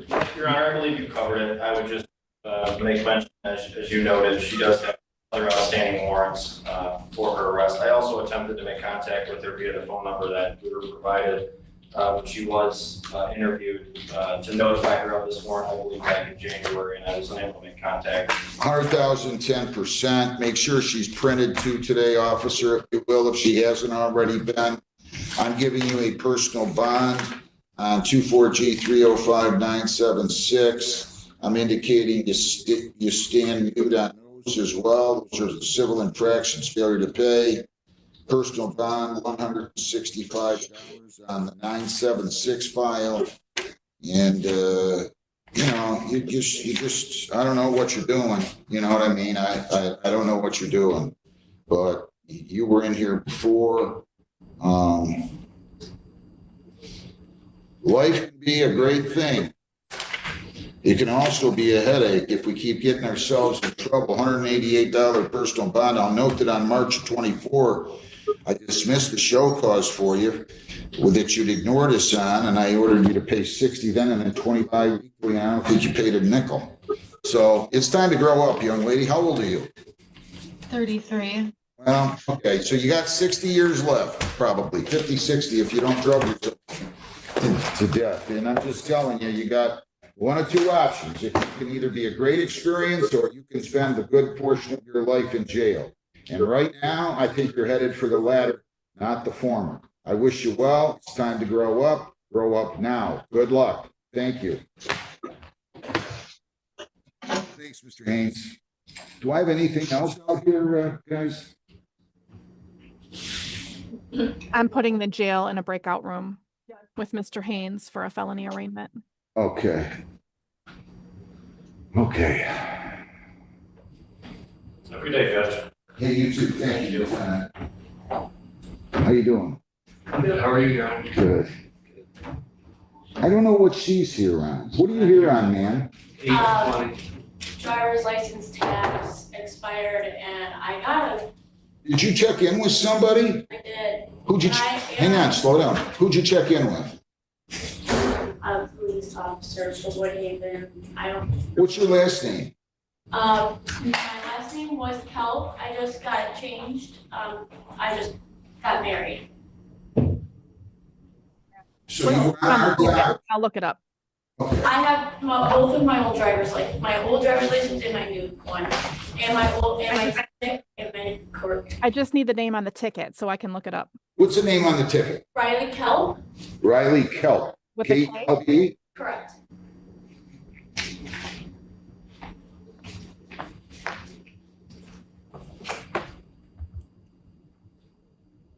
I don't see that on the docket, so let me name search her real quick. Why don't you go, should I ever come down and see you or? Nope, hold on one second. She paid it. I did pay it. I just was I was told that I needed to prove it. Prove what? That I got. I can tell you what happened. She requested a hearing. We mailed her a court date and then she paid it after. So her case is closed.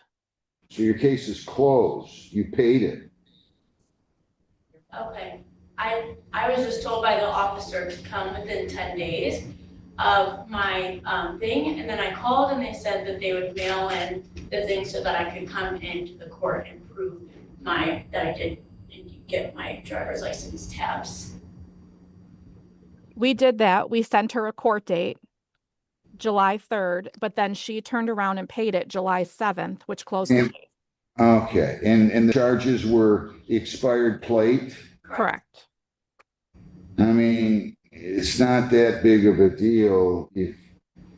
It's fine. I just wanted to make sure that it was all done and I didn't just not show up for something that. And you've been sitting here all morning. I feel terrible. I should have asked you. You're fine. I asked the officer and I didn't know how, I've not been having to do anything like this before, so. How much did she pay? 135 on that?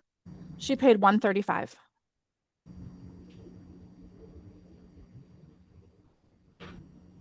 How hard is it to reopen that case? And can you reopen that? Can you give me that file? She paid on the website, so it is a little difficult, but Well, I'm just saying I would have reduced her fines if she came in with proof she had a valid registration. Yeah, next time don't pay your ticket. I mean, you gotta come into court, request a hearing, and then they'll talk to you, okay? Okay, okay. I mean, this is one of those things where being overly responsible might actually hurt you here, okay? And I don't see a lot of overly responsible people that come in here. So I'm so sorry you had to wait. I really am. No, you're okay. I don't have to work until 1, so I'm okay. All right. Well, you seem like a nice kid. I sincerely wish you well. Good luck to you. Very much. Thank you. Sorry about all this. Mr. Story, can you join the breakout room? Take care. Thank you. You too. It's on your screen to join the breakout room.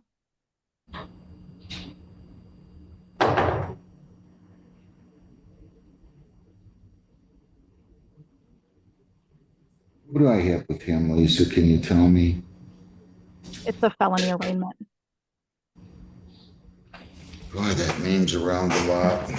He was just here and then we got a felony, new case in for a felony. So I did a writ to the jail. I get it. All right. Has he talked with the lawyer yet? No, I'm putting him in a breakout room right now. I see. Okay. All right. Thank you. Mr. Story, do you see the breakout room? Is your mom all done or is she still working? Still working. Breakout room yet, ma'am. This Deputy Shelton. Okay, let me try. Let me move you, okay? We'll try again. Thank you. She's what? Always on vacation. Got it. Got it. There we go. She takes care of her docket, but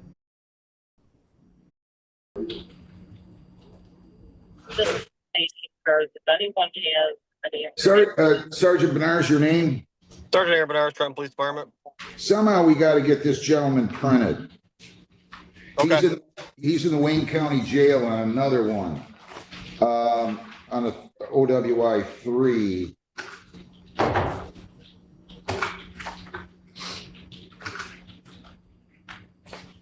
I don't know how cooperative they are down there, but can you call down and have them fingerprint him, or how can you do that? He's in Wayne County. Are we reading him out for his exam? Yeah, but if he waives at the probable cause conference is the problem, because that's going to be by Zoom. Okay. Um, We've asked before, and they're not real friendly with fingerprinting somebody that, you know, under someone else's ORI. All right. Let me just double check and make sure he was never printed on this one. I don't think he was. I think he went right to the hospital, Your Honor.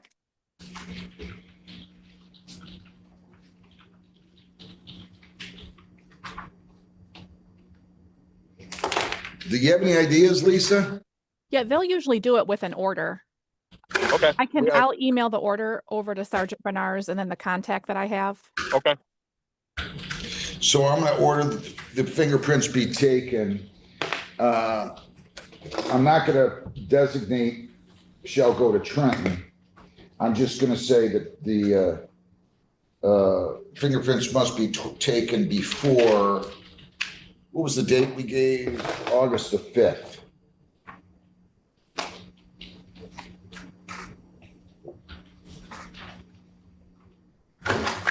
Anything you want to say regarding bond, Detective? No, Your Honor, I'll leave it to the discretion of the court. You cannot leave the state without the consent of the court. You cannot violate a law. You must appear in court as directed. No alcohol, no marijuana, no illegal drugs. 12-step recovery program 4 times a week. You're not to be released until fitted with a GPS tether, but I can't give 10,000, 10% again, 50,000, 10%, and you must submit the fingerprinting, okay? So you're gonna have to post $6,000 to secure your release. All right, that's it. Good luck. Thank you very much. Thanks, Sergeant. Thanks. Thank you, Your Honor.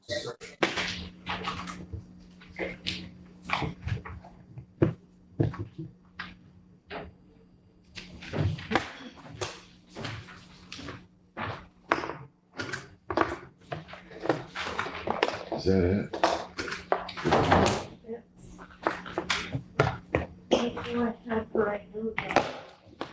What's that? Until the afternoon, right? No, we have an Amanda Garrett at 11:30.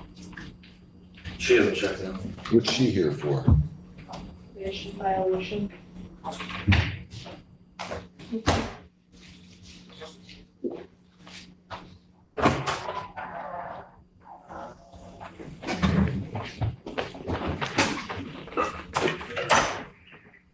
I have this last felony to sign. What's that? I have this last felony paperwork to be signed. Yeah, I gotta talk to you about a couple files I'm bringing down. Okay.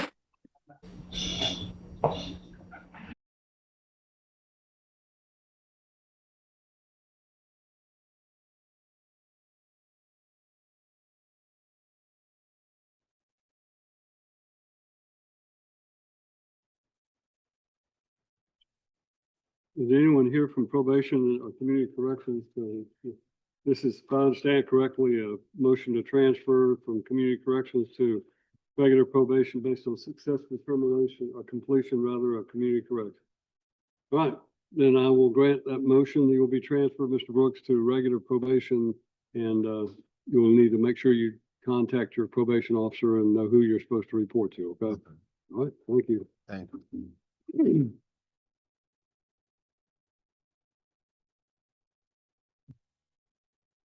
All right, at the jail, can you ask them to unmute you, please? At the jail, there we go. At the jail, can you hear me? Yes, yes, I hear you. I cannot hear you. Can you hear me now? Your volume up.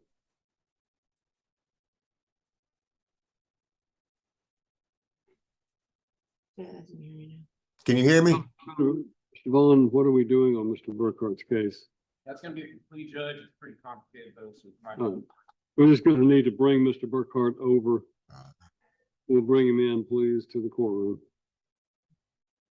I think that's the TKC judge. That's TDOC. Okay, here we got.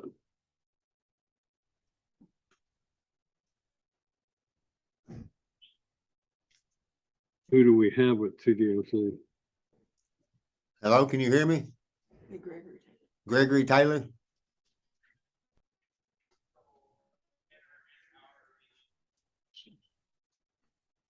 Well, until they get their voice, their volume worked out, we're not gonna be able to do that. We'll move on to 2023 CR 19521 State versus Robert John Aguinio. Cargiano, that's it's set up and it's no problem. It's not, I think there's not been a problem. To be dismissed. It shows he owes a $50 public defender fee, so you want to go ahead and collect that? Yeah.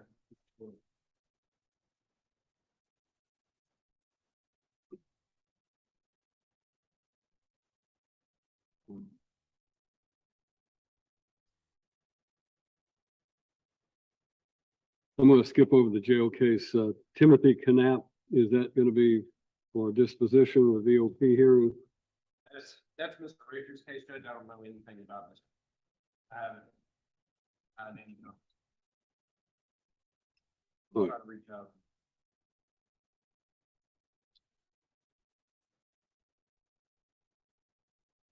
Twenty 14 CR 17177 State versus Christopher Todd Christian II.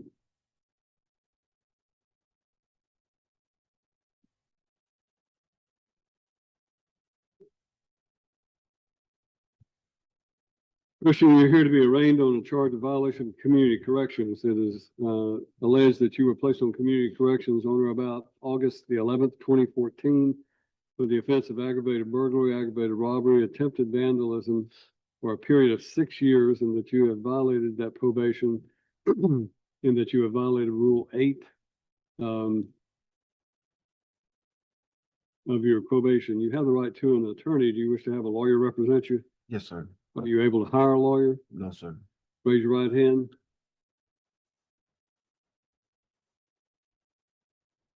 Yes, ma'am. We're going to have you fill out an affidavit of your income and expenses for me to determine whether or not you qualify to have appointed counsel. If you don't qualify, you'll have to hire your own lawyer. Okay. So when they give this to you, you'll fill it out and sign it, and you're doing that under oath. So you need to make sure that it's accurate, okay? Yes, sir. We'll come back to you later in the day. Okay.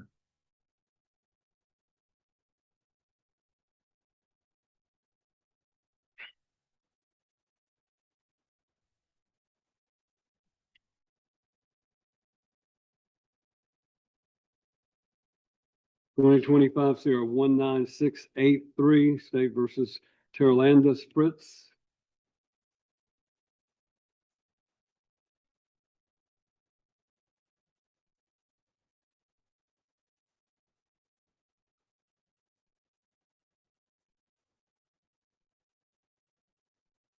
I don't know what the situation is with the Department of Corrections. Your lawyer's running late. We'll have to come back to you later in the day.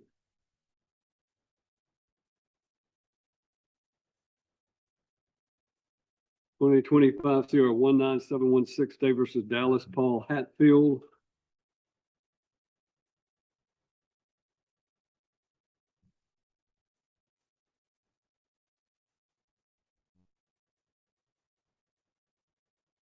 Are you Dallas Paul Hatfield? Yes, sir. We show that you have an attorney, Greg King. Is that Yes, correct? yes, Where is sir. Mr. King today? He says he's on his way, that he'd be here by 10.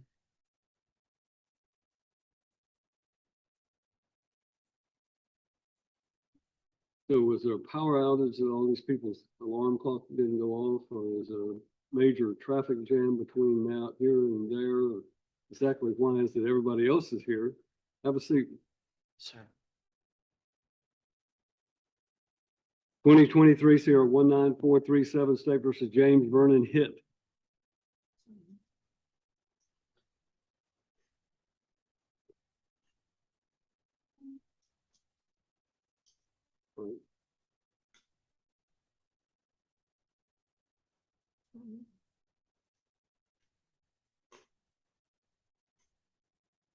Sonia, we can hear you. Hello? 2022 Sierra 19334 State versus Robert Morris Holden. Judge, I represent today. This was a motion that Mr. Holden filed to have his probation terminated. I've spoke to Mr. Willoughby and Ms. Chapman. They're in agreement. It originally happened, he was on an 1129A misdemeanor probation. Right towards the end, popped out for a drug screen and ended up doing 30 days on weekends, which put him past his normal expiration for his probation. So we extended him just for that matter. He finished up the weekends. He's paid everything off, to my knowledge. So he's actually passed his date when his original sentence would have expired, but was extended because of the positive drug screen. Correct. And now we're under the understanding he's tested clean, and therefore, when's the last time he was tested?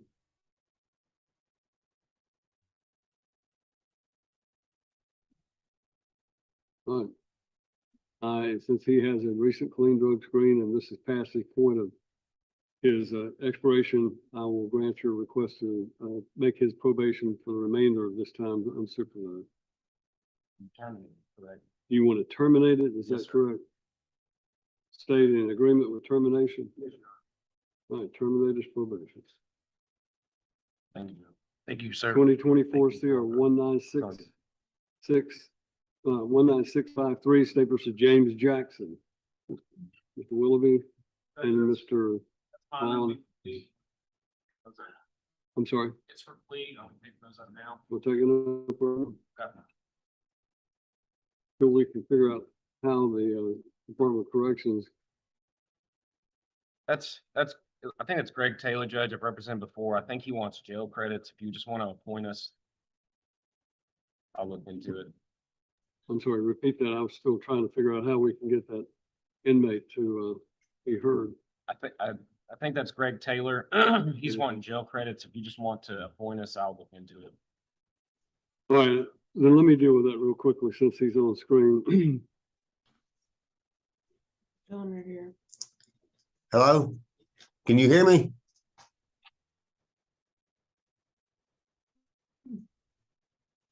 All right, Gregory Taylor has a pro se motion for jail credit correction. Mr. Taylor, I know we can't hear you, but you can hear me if I understand correctly. This is the way that I handle all of these situations is I appoint the public defender's office to investigate and review your file to determine if you have been receiving the proper amount of credit. If it is not the proper amount, then we will have an order entered that will allow you to have the proper credits.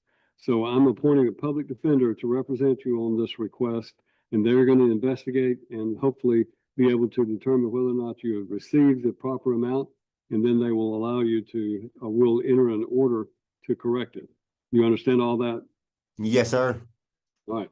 And that will conclude our hearing in your case today, but we'll get the public defender working on your case immediately. Thank you. Okay, thank you. All right.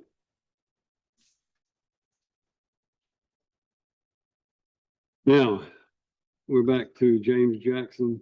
Correct, Judge. This is Mr. Jackson. This is for plea. Charged with Schedule 6 for resale and lawful carrying or possession of a weapon by convicted felon. Count 1 is going to be dismissed in settlement. It's going to be pleaded to count 2, felon possession of firearm, B felony. It's going to be 8 years in the TDOC, suspended to supervised probation, forfeit the weapon. However, it's important to note that if he does violate his probation and is put into effect, it will be the release eligibility is at 85%. All right. Jackson, raise your right hand. Let's place you under oath.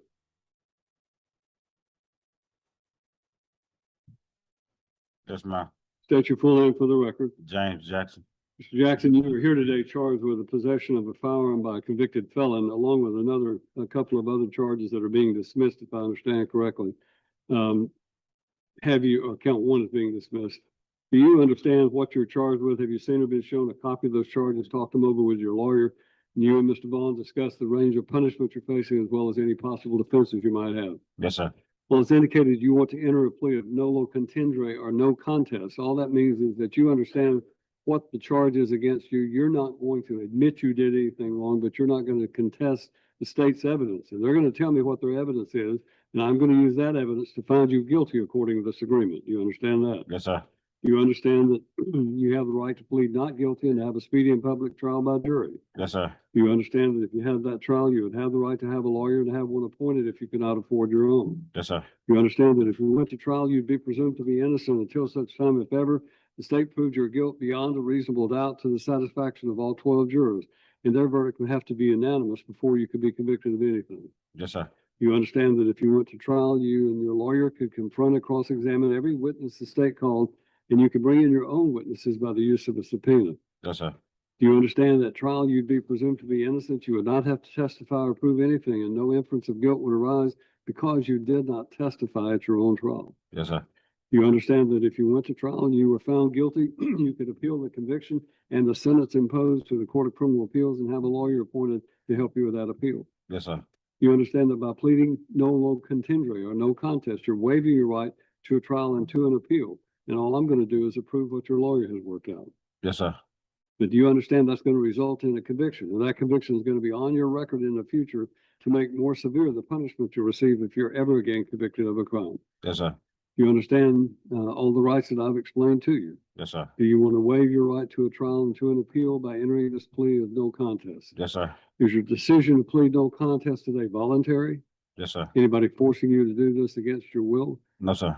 You understand I cannot accept your plea unless I'm satisfied that you are in fact guilty and that there are facts to support it. Yes, sir. And I want you to listen as the state tells me what their evidence would be if this case went to trial. Mr. Willoughby?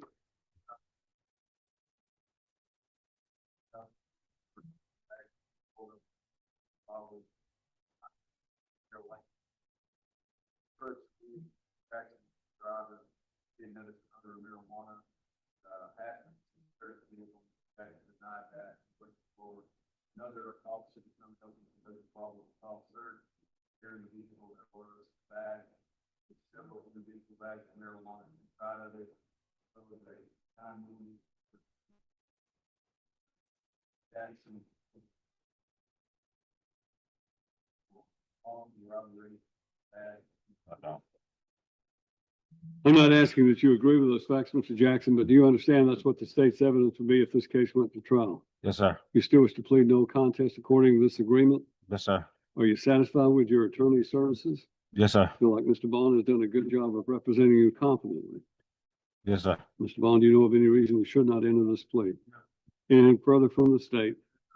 Then James Jackson and docket number 19653, upon your plea of no contest to count two, count one is dismissed as a part of the agreement. I find you guilty, sentence you to 8 years in the Tennessee Department of Corrections. That will be suspended to supervised probation. The weapon that was possessed will be forfeited. And if you are revoked to serve that sentence, your release eligibility will be 85% before you could be considered for parole. The judge of the court here needs to see the probation department.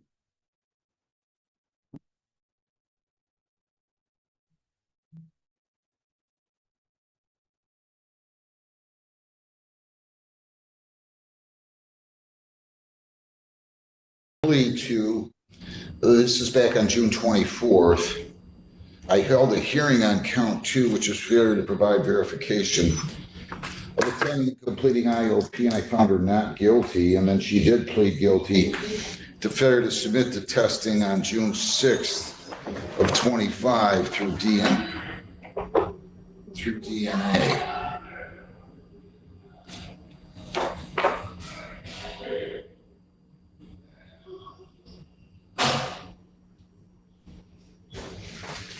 All right, so I set a sentence date, and that is today. So that's where we are with it.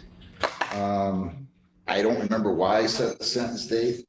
I'm hoping that, It's because she was in inpatient treatment and originally it was supposed to be 30 days, got up to 45 days, but she's getting out Saturday and she's supposed to meet with Emily on Monday. where is she inpatient again? California. And you're supposed to meet with Emily on Monday, this coming Monday? Yeah. She Yes, sir. leaves Saturday. Well, let's just adjourn this sentencing, maybe. I think that's what I'm gonna do. Let her meet with Emily. Let me see Emily's opinion here, but I think that's what I'm intending to do. Okay. Good morning, Ms. Tassino again. Your name? Emily Tessino. So I'm thinking that I want her, she's apparently going to meet with you, Ms. Garrett is. A check-in with Emily, I think. Well, so she was the one we talked about sobriety court. Okay. So she's in an inpatient, well, now she's in like a sober living program in California. In the letter I received today, she's expected to be discharged July 26th. Yeah, so why is this guy going? Who is that? Somebody's up back screaming. Look, here's what I think we're gonna do. Lisa, I'm just gonna adjourn this. So we're gonna talk about sobriety court. She's only been on probation for 2 months, about 2 months. So let's do that. If we do like 4 weeks for sentencing and I can start her on bond when she gets. Are you interested in sobriety court? Yeah, I mean, it seems like something that would help my rehabilitation, right? As far as I talked to the district or the guy that's there for me, he said I do sobriety court as long as I'm on probation, if that's the correct understanding. All right. I'm gonna say, considering sobriety court, Lisa, let's adjourn this out about 4.5, 5 weeks. Let's go to like August the 25th or something. Your next probation day in August is the 19th, but you're not here. Can we do that Saturday day? Mr. Nahikian won't be here, but that's fine. I mean, I'm not, shouldn't say that's fine. I'm just saying Mr. Nahikian won't be here. Is he here?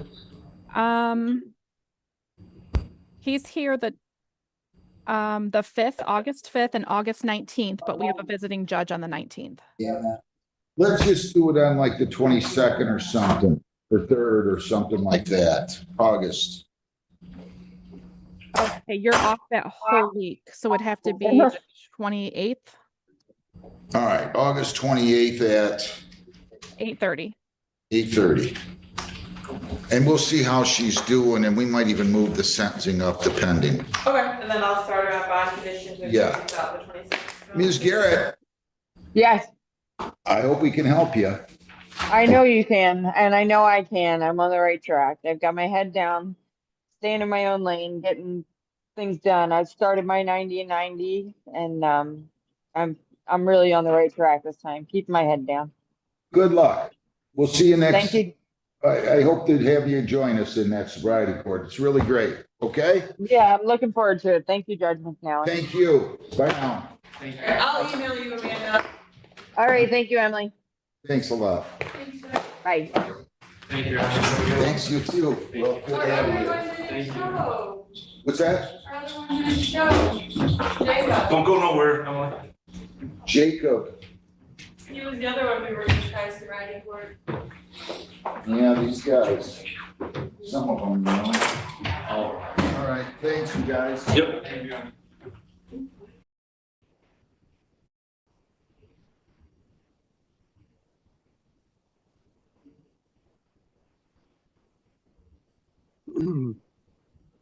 2008 CR 2187 State versus Sherry A. Moon.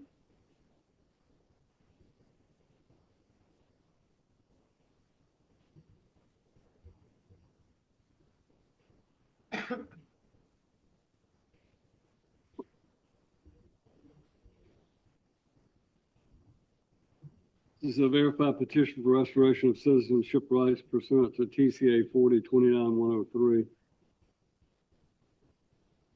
State have any position about this? Have you been able to review it?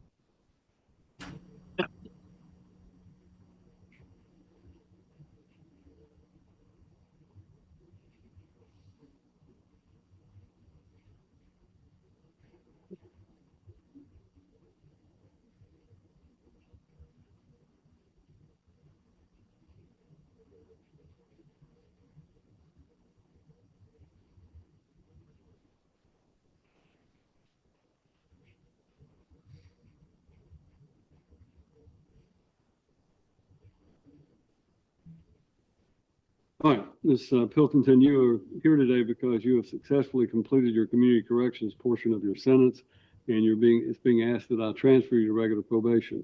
I will grant that request and transfer you to regular probation, but that simply means you're still on probation. It's just a different probation officer. So make sure that you know who you're supposed to report to, and we'll transfer you over there. Okay. Thank you. Thank you. 2010 Sierra 16157, State versus Jimmy L. Reeder. So this is to set the new date on the Yes, Your Honor. victory relief.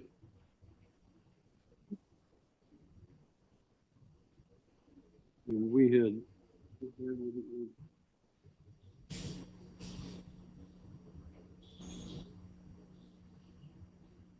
And you, any opposition to doing it in, you're going to in Dixon County? Any opposition to doing it in Dixon County No, on sir. October the 3rd? That's October Friday. 3rd, that Friday, yes, sir, that'd be fine.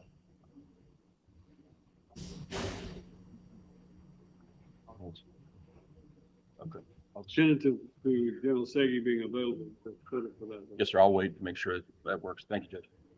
Thank you. 9 o'clock. You can zoom in if you anything drive to beautiful downtown Charlotte, Tennessee, whichever you prefer.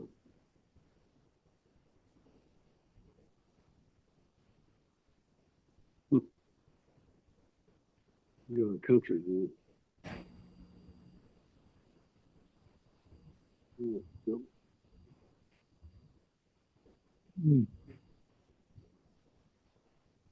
2023 Sierra 19465, State versus Brittany Danielle Trice.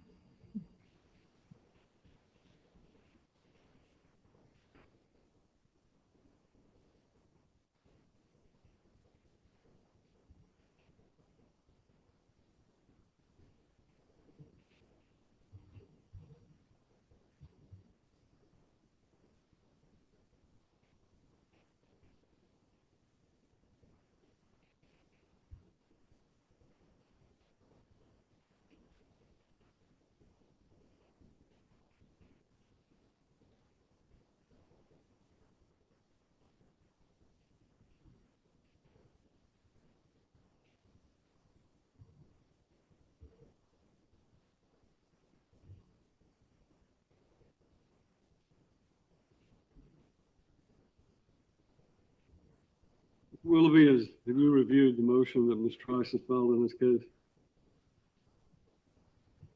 Generally speaking, it's been a while, but I usually just leave that up to the court. I don't really have a position. Well, the reason I'm stating that, let me just read it for you so that you understand. To whom it may concern the Honorable Judge Wolf, I, Brittany Trice, am requesting to file a motion for indigence for the court costs. I have a medical letter stating that I have a false alcohol blood readings due to ABS, which is gut fermentation disease, which produces alcohol in your system and gut and blood. I told this to my lawyer, Timothy Richter, and stated that wouldn't work because, which it does, and that's going against my medical diagnosis. I was falsely accused of a DUI at the sidelines when I was at the restaurant, and I was never in the car. I was sexually and physically assaulted, which the officer was fired, but I still had to spend time in jail due to being falsely accused due to color by a false 911 call that was not describing me. So I'm asking for relief of some cost in the uninstallment of the interlock out of my car, which I've had since 2023. I do have body footage of both assaults, which my head was split open by Officer Garganti when I was in handcuffs. I have all the footage, which I will be filing a civil suit. I was ignored, and so was my medical records. I have a long medical history of lupus and so many more. I was told it wouldn't work and that I had to plead guilty. Based upon those facts, I'm not going to consider this without an evidentiary hearing. So we'll.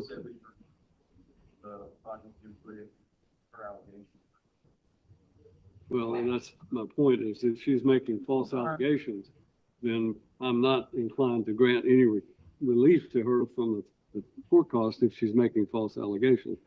So we'll need to set it for an evidentiary hearing.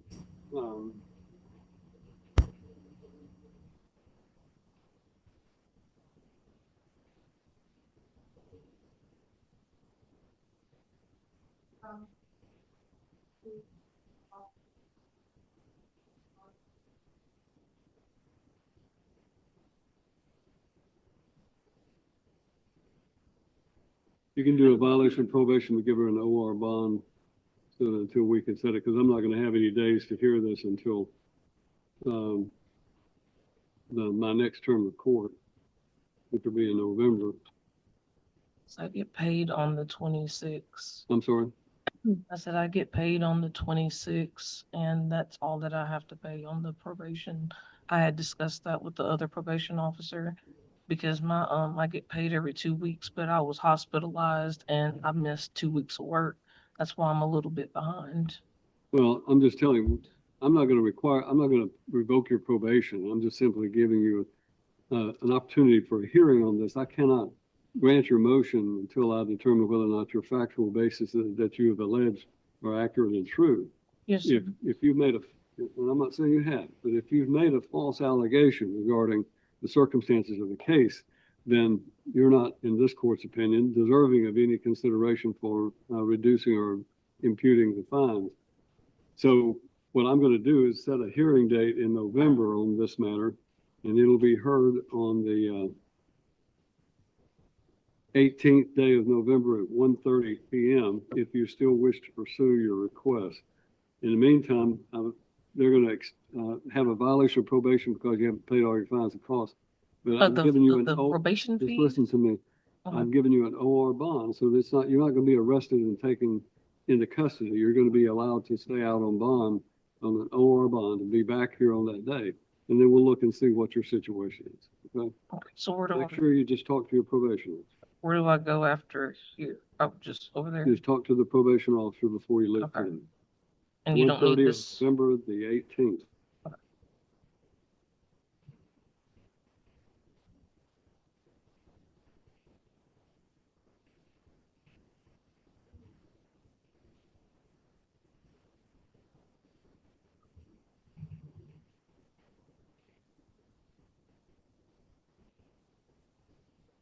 Twenty 19390 State versus Tanyan E. Willis. Mr. Lockhart.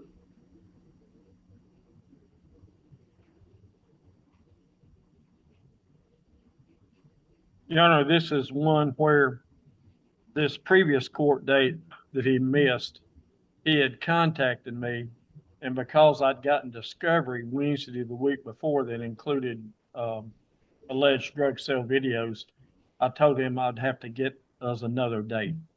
He thought that date was therefore continued. He didn't show. I've talked to him multiple times since then. He's been to my office. He is here today, and I don't anticipate any further problems.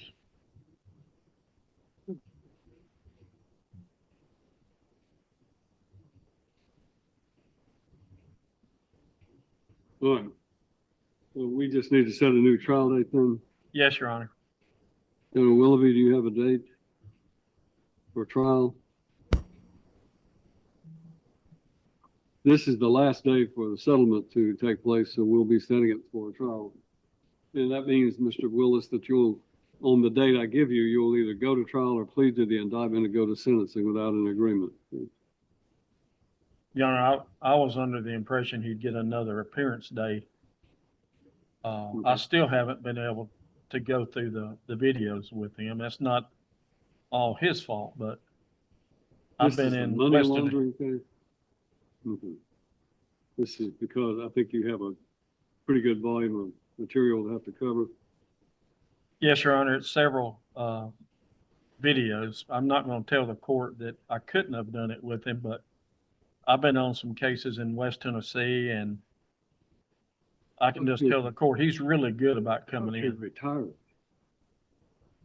Compared to the caseload I had as public defender, I am retired. As public defender, I had 11 first-degree murder cases in 1 year, so I'm nowhere near that now. Right. We'll give him a new status. Last plea date will be the November 10th. Yes, Your criminal Honor. docket. So that will be your last day to settle it by any sort of an agreement. Thank you, Your Honor. They'll give you a card. 2023 Sierra 19430 State versus Curtis Day. Mr. Atchison.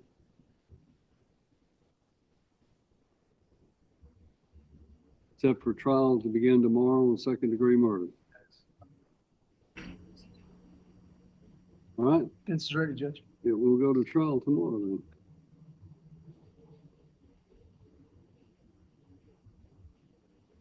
All right, we have jail cases and we have second calls, but was there anybody in the courtroom whose name was called that you have not had, who's not been called?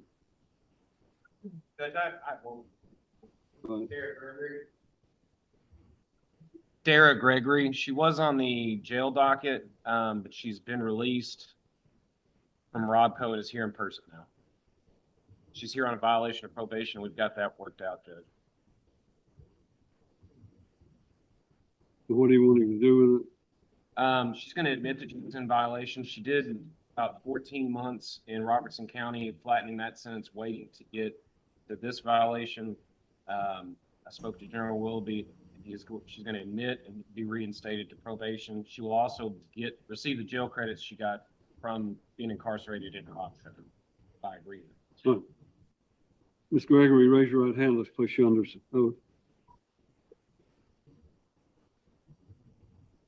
Yes, ma'am. State your full name for the record. Dara Renee Gregory. Ms. Gregory, you're here today on a violation of probation hearing, and I want to make sure that you understand what your rights are. Do you understand that you have a right to plead not guilty and to have a hearing in this court where the state would be required to prove to the legal standard that you have violated your probation? Yes, sir. You understand that if you had that hearing, you would have the right to have a lawyer and to have one appointed if you could not afford one, and we've already appointed the public defender to represent you.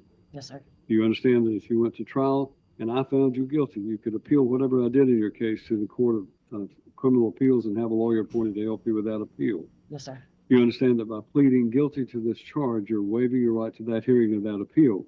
And because you've been through this rehabilitation program in the state and your lawyer have agreed, you should be reinstated. So that's what I'm going to approve. But do you understand you're waiving your right to that hearing? Yes, sir. You understand everything I've explained to you? Yes, sir. You want to plead guilty to a hearing? Yes, sir. Then according to this agreement, I'll find you guilty of violating your probation, but based on your having spent some time in jail and in rehabilitation, I will reinstate you in order that you be given credit for the time you were held in the other jurisdiction. Yes, sir. Right, Thank so you. make sure that you stay in touch with your probation officer, okay? Yes, sir. Thank you.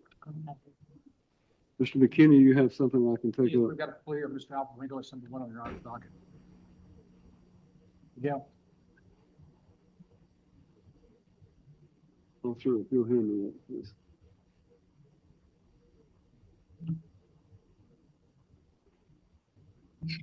All right, I've been handed a document indicating he's going to be entering a plea to count one aggravated assault, receive a sentence of 6 years suspended to probation under 40-35-313 if eligible. We don't know if he's eligible, is that correct? We'll run the certificate right now. Okay. If he's eligible, I'll file that certificate. If it's not, it's. All right. In this, is this a guilty plea or a no contest? Either one, then Be a guilty plea, Mr. Alvarenga. How do you pronounce your last name? Alvarenga, sir. All right. Raise your right hand. Let's place you under oath.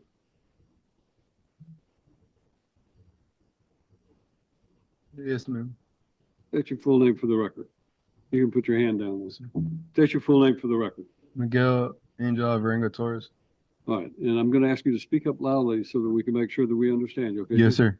All right, there you go. And you're here today charged with a couple of different counts, but it's been indicated that you're going to enter a plea of guilty to count one of aggravated assault. Have you seen or been shown a copy of the charges, and you and Mr. McKinney have a chance to talk them over and discuss the range of punishment as well as any possible defenses you might have? Yes, sir. Well, it's indicated that you want to enter a plea of guilty. Do you understand you can plead not guilty and have a speedy and public trial by jury? Yes, sir. Do you understand that if you went to trial, you'd have the right to have a lawyer and to have one appointed if you could not afford your own? Yes, sir. Do you understand that if you went to trial, you would be presumed to be innocent if you could, and until such time, if ever, the state proved your guilt beyond a reasonable doubt to the satisfaction of all 12 jurors, and their verdict would have to be unanimous before you could be convicted? Yes, sir. Do you understand that trial, you and Mr. McKinney can cross-examine and confront every witness the state calls to testify, and you can bring in your own witnesses by using a subpoena? Yes, sir. You understand you would be presumed to be innocent at trial. You would not have to testify or prove anything, and no inference of guilt would arise because you did not testify at your own trial. Sir. You understand that if you went to trial and you were found guilty, you could appeal the conviction and the sentence imposed to the Court of Criminal Appeals and have a lawyer appointed to help you with that appeal.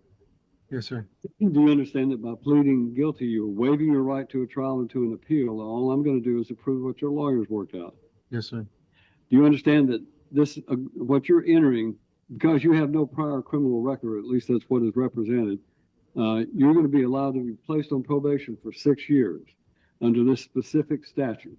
If you successfully complete your probation and you are eligible under the statute, then at the end of your probation, you can come back in and have your record expunged or wiped clean as though this never happened. Yes, You sir. understand that?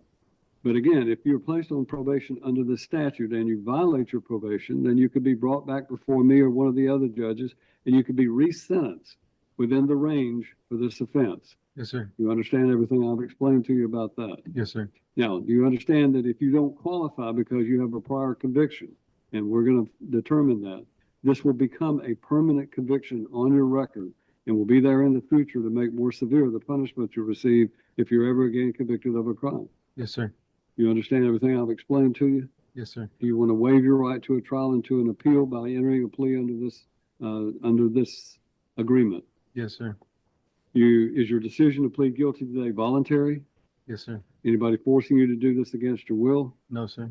Do you understand I cannot accept your plea? Well, number one, do you understand if you plead guilty, the court of the state could ask you questions about this offense, and if you answer those questions under oath, on the record, and in the presence of your lawyer, your answers could later be used against you in the prosecution for perjury if we determine that you're lying under oath. Yes, sir. All right. Do you understand I cannot accept your plea unless I'm satisfied you are guilty and that there are facts to support it? Yes, sir. Then I will ask you, are you guilty of this charge of aggravated assault? Yes, sir. Then I want you to listen as the state tells me what their evidence would be if this case went to trial.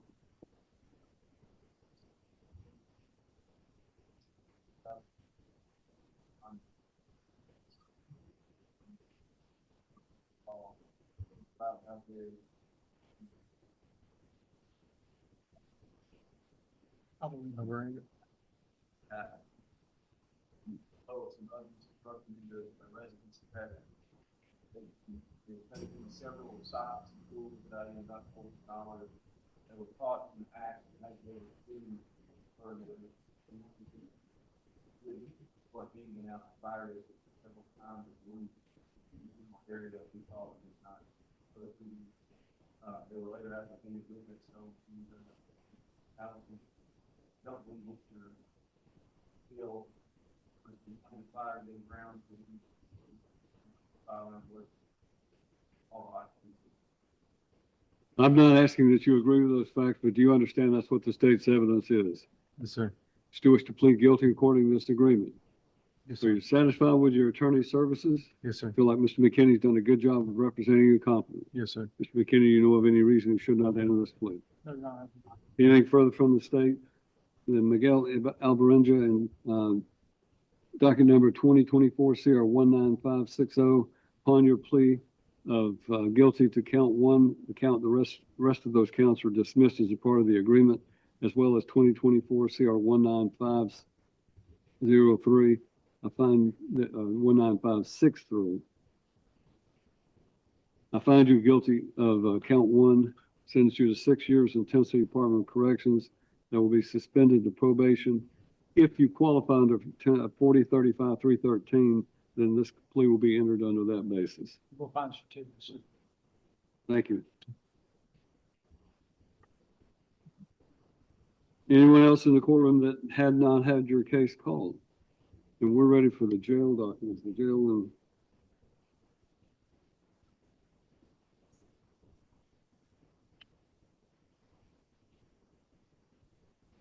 Need the jail to unmute. I'm sorry. Have a seat.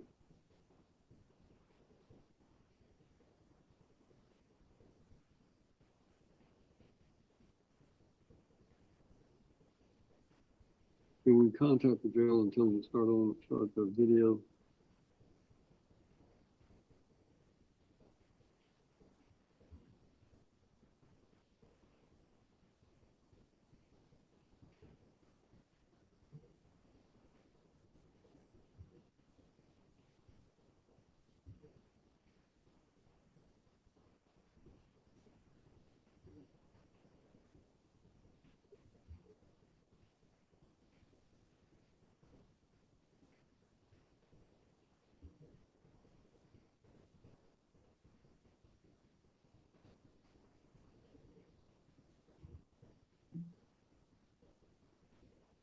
Christian, you previously were placed under oath. Is all of the information in this affidavit true and correct? Yes, sir. It shows that you are not working anywhere, is that right? Yes, sir. I lost Why my are you job. not working? I lost my job about a week ago. I was working at National Tire and Battery, but they ended up firing me. So you have no income right now whatsoever? No, sir. All right, we found this defendant to be indigent. This is here for arraignment on a violation of community corrections. I'll give you a copy of Mr. Vaughn. Plea of not guilty is entered. When is your next VOP then? August 26th.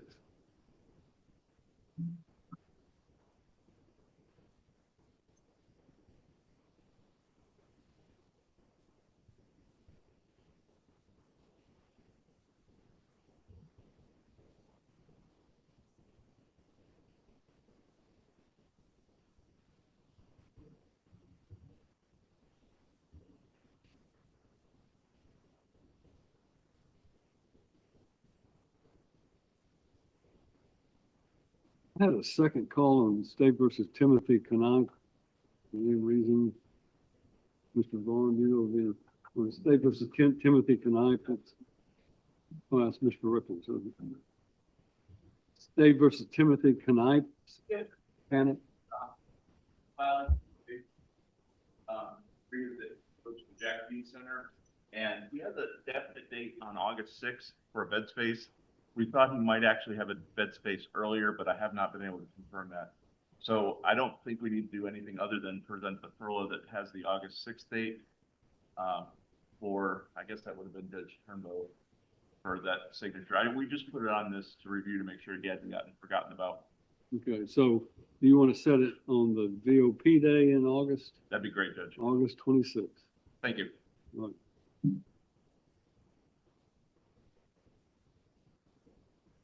State versus Terralandus Fritz.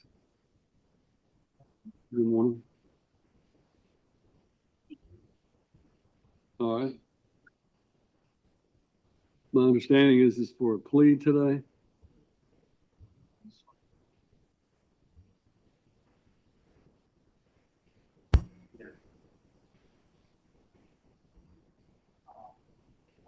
Case, that attorney's jury trial, I think in Williamson County, it's running long. I wish I had better information.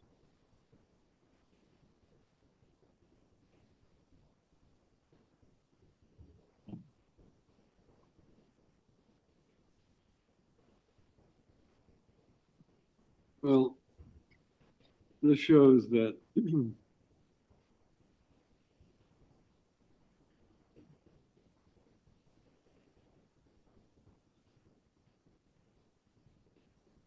I don't know that terms of the agreement have been worked out. you want to set it for trial or do you want to give it a status date? Here's the problem. This was already continued from the June date to today, based on the fact that Mr. Wallen was supposed to, it was actually set for July the 8th, and no one appeared, or at least Mr. Wallen did not appear, so it was reset for today, and it was shown to be the final plea day. Well, set it for trial. What that means is that because that there's been no discussion of settlement, then this matter will just need to be assigned a trial date.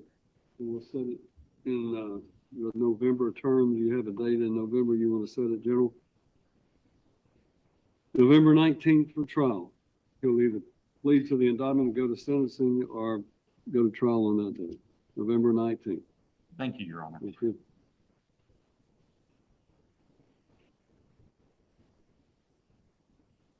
(2025) CR 19716 State versus Dallas Paul Hatfield. Anybody heard from Mr. King yet?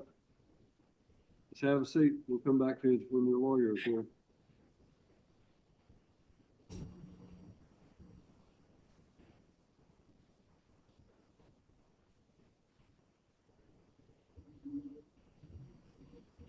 The rest of these are all jail cases. Any idea what's going on with the jail that we can't get them online?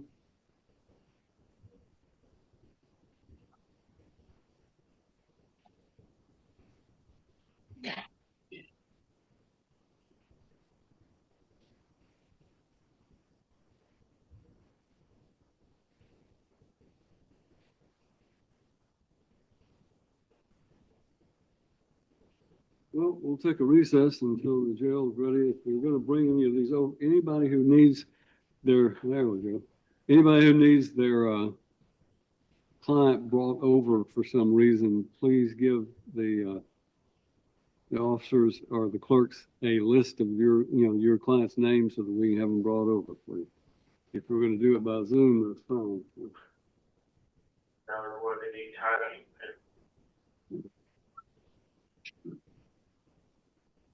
All right, at the jail, we're ready for the docket. If you will start bringing your folks in.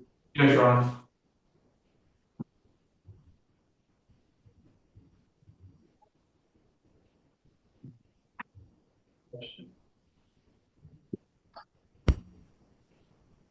Your Honor, this is Melissa Craig. Morgan Craig, I'm sorry. Docket number 19696. Me at the jail. I'm sorry. So why are we, this is probably where the volume doesn't play. They can hear us, but we can't hear them. Oh, yeah. The end of their. What did this happen?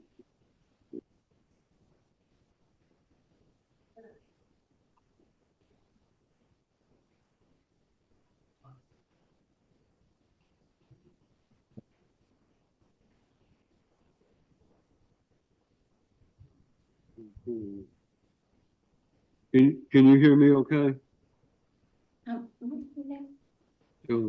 I mean, yeah, kind of.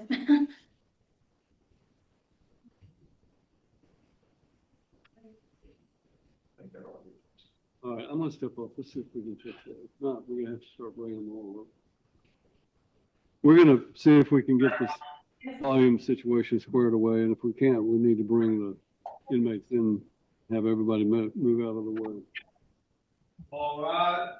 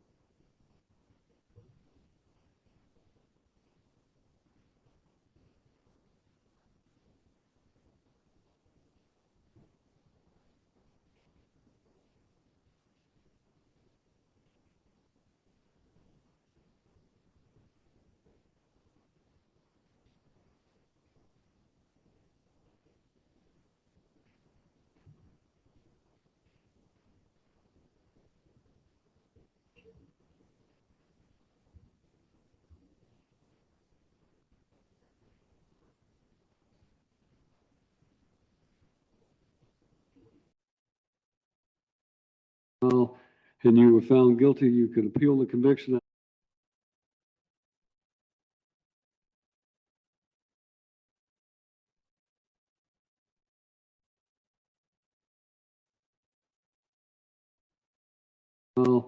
And you were found guilty, you could appeal the conviction and the sentence imposed to the Court of Criminal Appeals and have a lawyer appointed to help you with that appeal. Yes, sir. You understand that by entering this plea, you are waiving your right to a trial and to an appeal.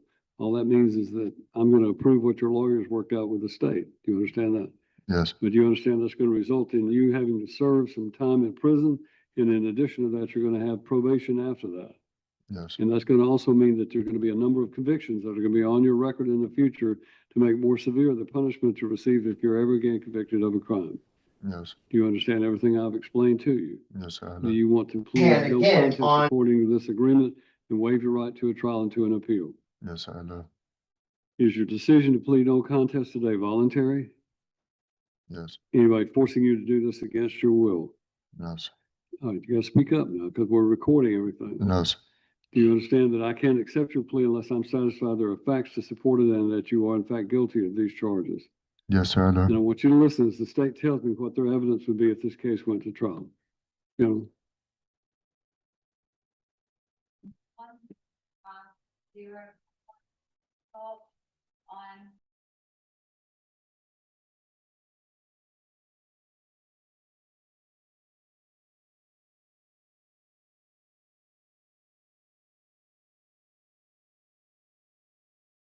Know the answer from what somebody else told you?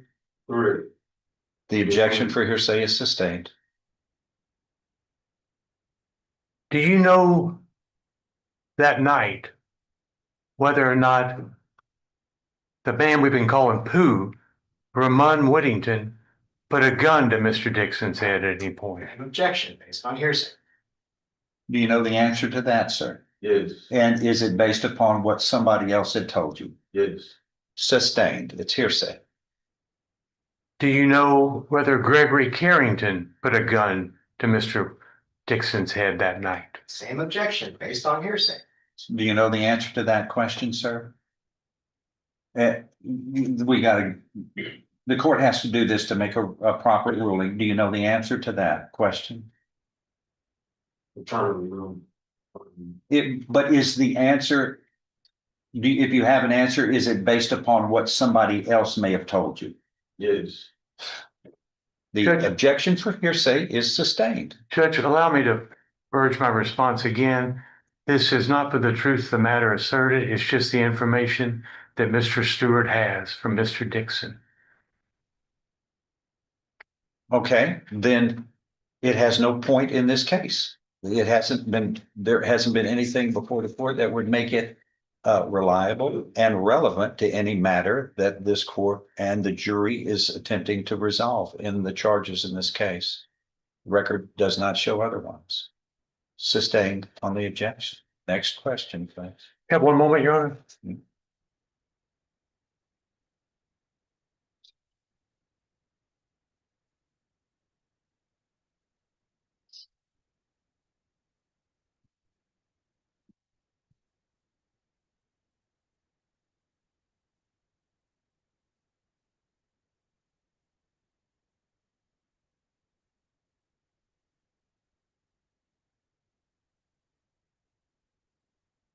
Mr. Stewart, I don't have any other questions for you. Mr. Eckhart may have some, I don't know, but I appreciate you being here. I know you were apprehensive about it. And thank you. Pass the witness. So you don't remember why Judge Dixon wanted you to come that night or hang out? Okay. You know who Raymond Whittington is? People call him Pooh. Yes. Were you friends with him? That's my cousin. Okay. Did you have sex with his wife or baby mama? Yes. Okay. So that is true. This was over 10 years ago. Okay. So have you seen Pooh since that all went down 10 years ago? Still around. Had he ever been angry with you or tried to get confrontational with you about that? No. Did you consider it water under the bridge? At the time. I see. So after you believe Pooh knew about that, had he ever gotten angry with you or confrontational with you? We never was around each other for him to even come at me. Okay. Had you received anything from anyone to suggest that Pooh was angry with you or wanting to confront you about that? No. Okay, so you don't know whether he was mad about that or if he considered it water under the bridge. Do you understand that question? I really don't. Rephrase. Do you know whether he was angry about that or if he considered it something in the past and it was over and done? I believe he was probably angry about it. Okay. Anything else? No question, All right. You are excused, sir. Thank you. Next, please. Defense.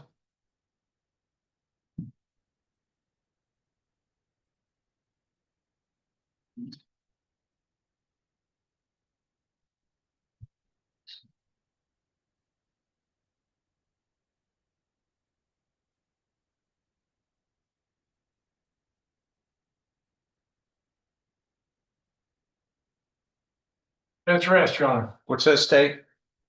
We call Matt Turner.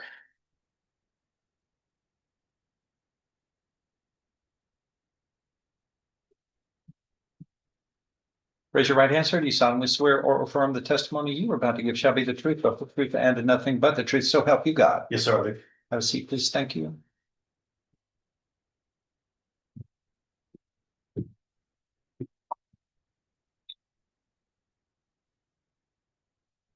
Thank you, Judge. Morning, Detective. Good morning. Tell us who you are and what you do. My name is Matt Turner, and I'm an investigator for the Jefferson County Attorney's Office. So you and me, we work together. Yes, sir. Okay, so you pretty much are what keeps all these cases moving. Small piece of the puzzle. You and our other investigator, Reggie. Yes. Now, after we rested last week, or at least for went into recess on this trial, did I ask you to go and look at one particular issue over at the SNS Grocery for us? Yes, sir, you did. What did you go over there to look at? To look at certain camera, surveillance camera angles of view. Okay. Specifically, were you looking at whether or not there was, well, let me back up. We're familiar with this alleyway, kind of if you're looking out towards Concord to the right of the SNS grocery store where this shooting happened, right? Yes, sir. Did I ask you to look on the other side where the pumps are at the cameras that are over there and see what direction they point? Yes, sir. Okay. Let me just put in this TV right here, Stakes Exhibit 1.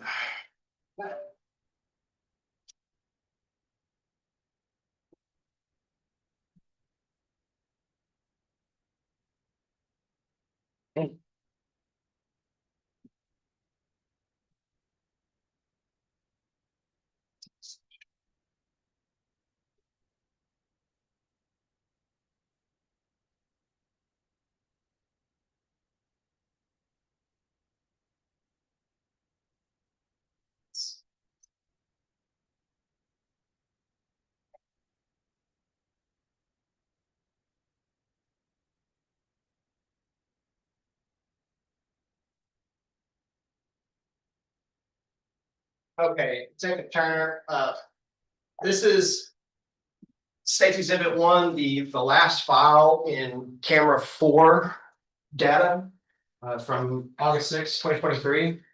We're familiar with this angle, right? That's the front right corner of the SNS grocery. Yes, we're looking out of the store that way, the front right corner. Okay. Now, the clerk explained to us when he testified that there was another set of cameras all the way on the other side over here, close to these pumps, right? Yes, sir. Did you go and look and observe not only the orientation of those cameras, but also what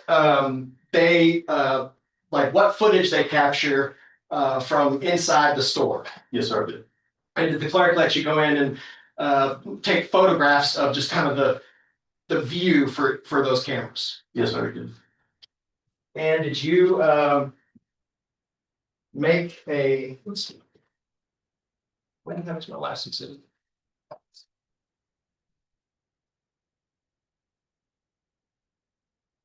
$62.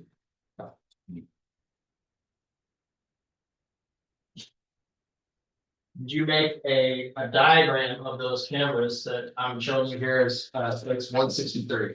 Yes, I did. Yes, sir, I did.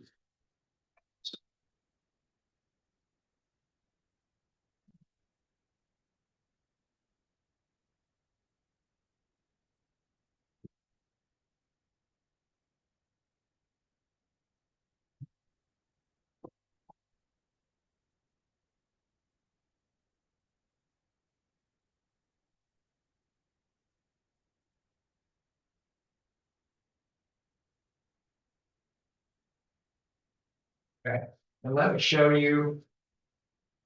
States 164. Through 170. Familiar with those?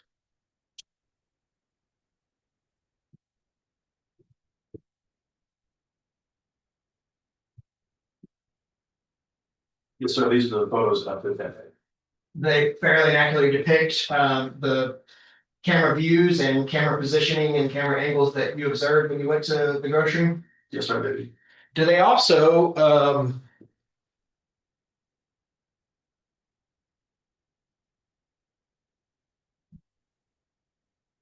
appear to be, for example, looking at what's been admitted as State's Exhibit 12?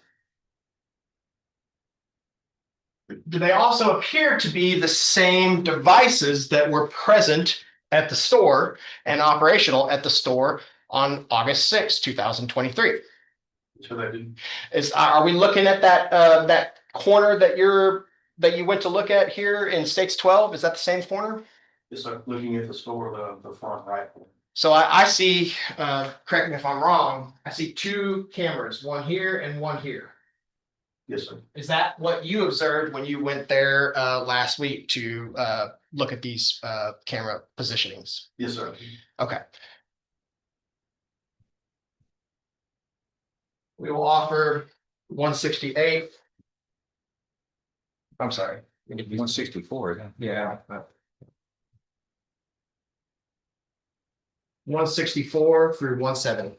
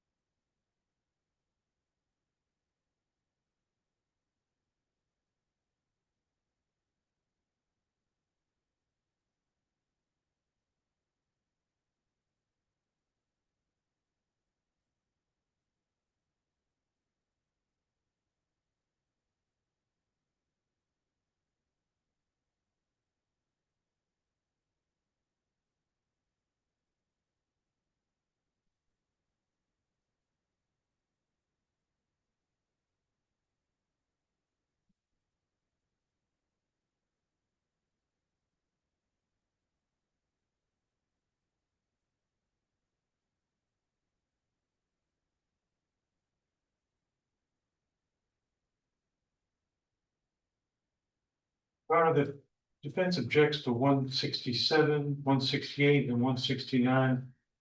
Just the writing portion on the photograph as hearsay.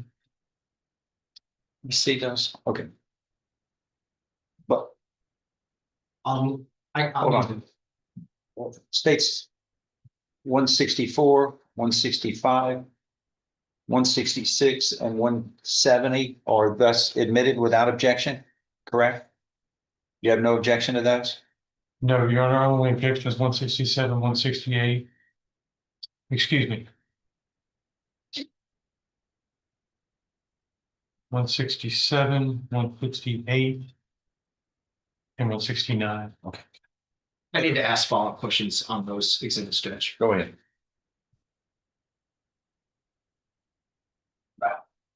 Go ahead. Yeah. Okay. Detective Turner, I forgot to ask you on some of these images that you took, did you actually handwrite identifiers for these camera numbers, meaning those the numbers that would correlate to the picture that the clerk would be able to see inside the store?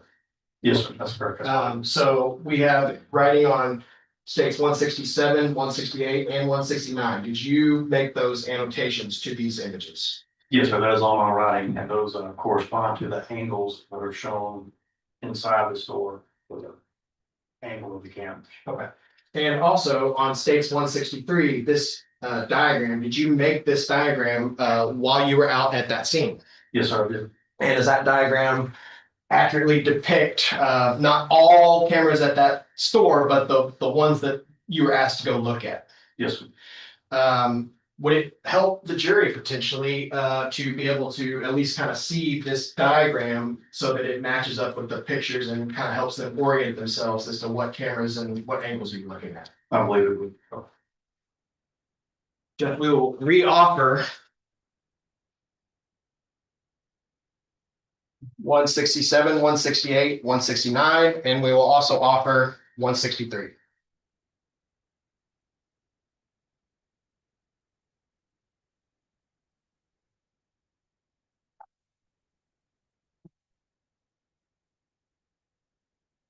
No objection, Your Honor, to the mentioned All right. exhibits.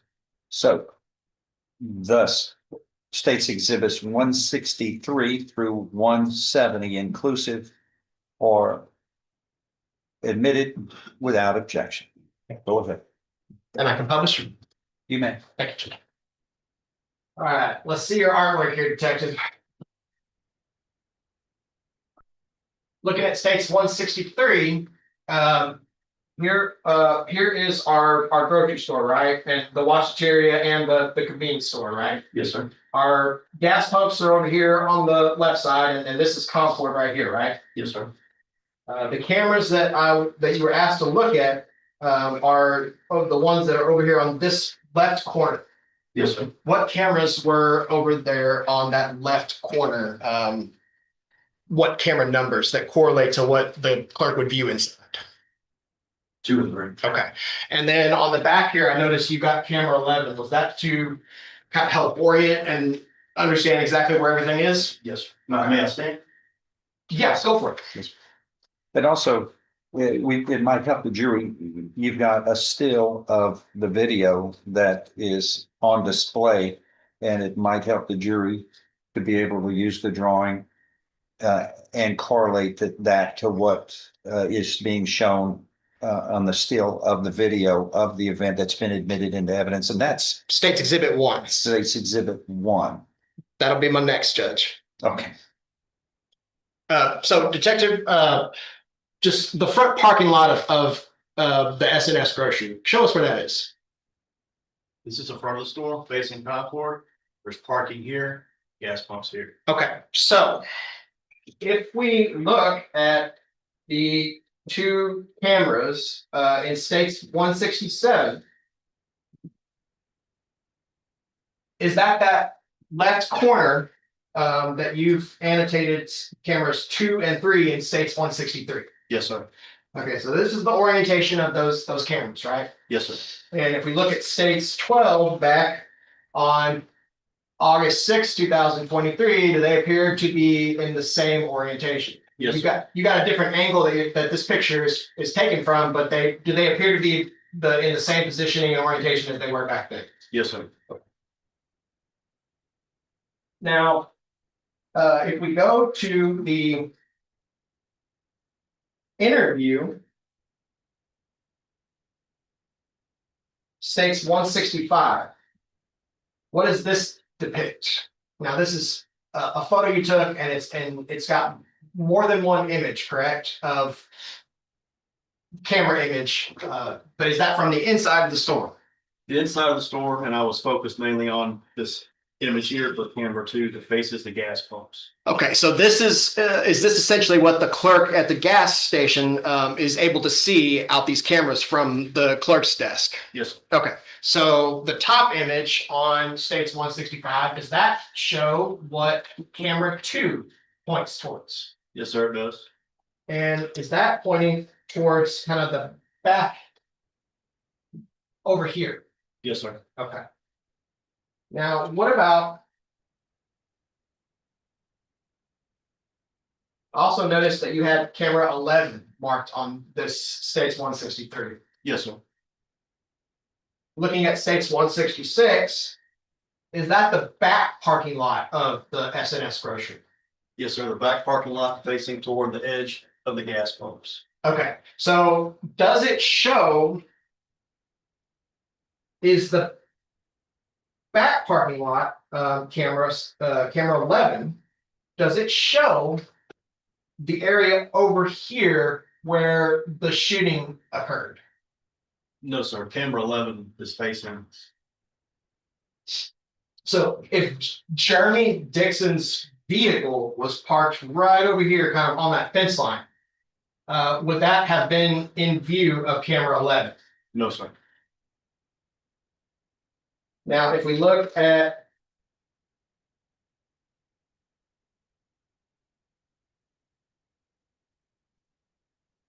find it here. Camera States 164. That has several 3 specifically views, doesn't it? Yes, sir. And these are just screens inside that clerk's behind that clerk's desk, right? Yes, sir. They have a large flat screen TV that has several cameras at one time for different parts of the store. Okay. So States 164, if we look at the top, do we see camera 3? Yes, sir. Okay, so camera 3, is it looking towards the pumps over here in States 163? Yes, sir, it is. Kind of like the pumps and between the pumps and the Concord Road. Yes, sir. Now, comparing camera 3 in States 164 to what we're looking at over here in States Exhibit 1, would over here is the pumps, right? Yes, sir. Oh, there it works. Turned off. Just in time to take it off. What I always do. I think you turned it back on. It's on. There you go.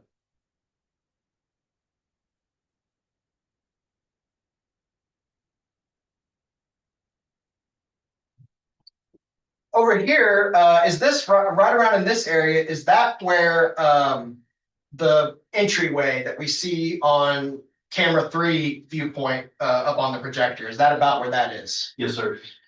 So do you see any farther down Concord Road to the right on Concord Road past the entryway for vehicles into the Shell station? No, sir.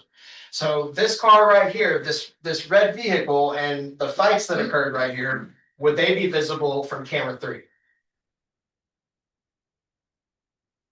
No, sir. Okay. I mean, we don't see this tree or anything beyond right around here, do we? On camera 3. Right.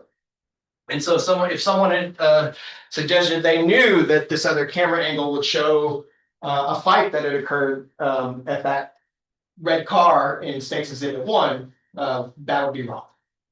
I would agree with that. Okay.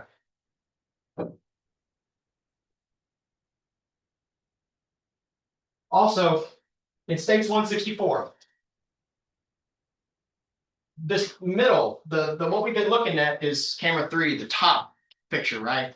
Yes, sir. This middle picture, camera 9, is that the exact same image or exact same viewpoint as States Exhibit 1 here? Yes, sir, because I can see the air conditioning unit and sidewalk. It would be the same. meaning there's a AC unit right here that's kind of blinded by this light, right? Yes, sir. And then also we see over here, there's some blue markings on the sidewalk that are handicap markings, right? Yes, sir. And we see those same markers in camera 9 on states 1E4. Yes, sir. Do we know why that is called camera 9 now and it was called camera 4 then? Don't know. I can only assume that they either added cameras and then changed the numbering up. But I don't know why it now says a different. What you observed at that grocery store did it appear to be the same equipment as what was being utilized in 2023? The exterior cameras look identical to the pictures I've seen in the times. And in fairness, you've been out to this location for a number of different reasons or cases. Is that fair? Yes. So is it fair to say you're somewhat familiar with the system they have, the cameras and just the individuals, the records custodians or business records custodians for those equipment? Yes, sir. If they added more cameras on the inside or did anything to readjust what screen a camera would appear on, might that have affected why it's camera 9 back now and camera 4 then? You very well could have. But does it appear to be the exact same image? Yes, sir, it does. Okay. That's all I have.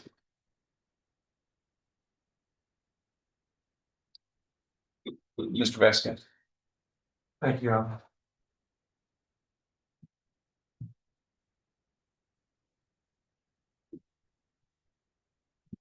Investigator Turner, how are you? I'm good, how are you, sir? Good, thank you.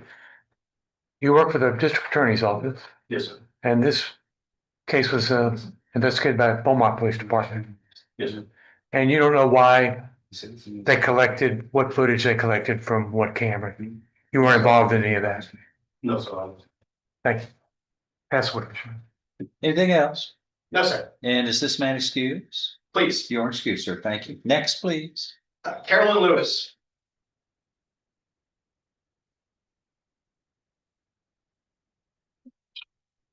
Thanks.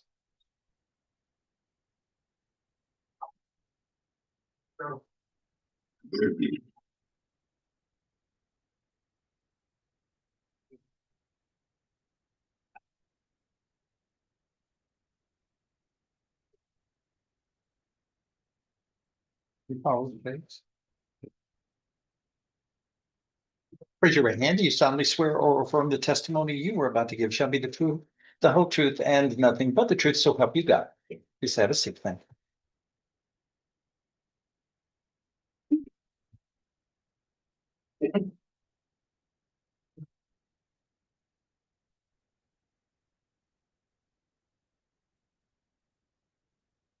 Go ahead. Thank you, Judge. Morning, Miss Carolyn. Good morning. Well, tell us your name and what you do. I am Carolyn Lewis. I work for the Beaumont Police Department's 911 Center. I'm now the 911 manager. Hey, congrats. And how long you been working for Beaumont Police Department? Since November 9th, 1992. Okay. You're the most, I'm gonna put it this way, you're the most experienced person at the 911 dispatch center for Beaumont Police Department, aren't you? Yes, sir. That's correct. And so the time that you've been at BPD, have you always worked in dispatch? Yes, sir. Okay. So you're familiar with the different systems that have evolved over time for how we handle 911 calls in this area? Yes.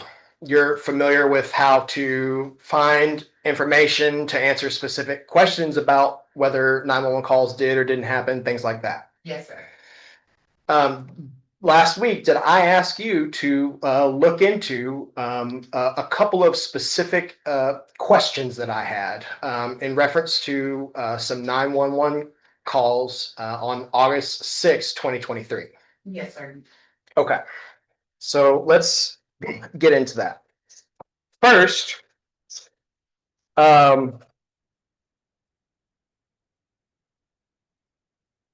did I ask you to look at calls later in the morning. So we're here on a case, and obviously you don't know anything about the facts of this case, right? Other than what I've told you or explained to you. That's correct. But we're here for a shooting that happened around 4:20 something in the morning. One was one of the questions I asked you to look into whether or not there were any 911 calls placed later that morning before a suspect was apprehended by a dumpster up on close to Primrose Street. Yes, that's correct. And I'm just gonna pull the map up here. This we've been on a break for a week, Miss Carolyn, so most of us have forgotten as much as we can about this.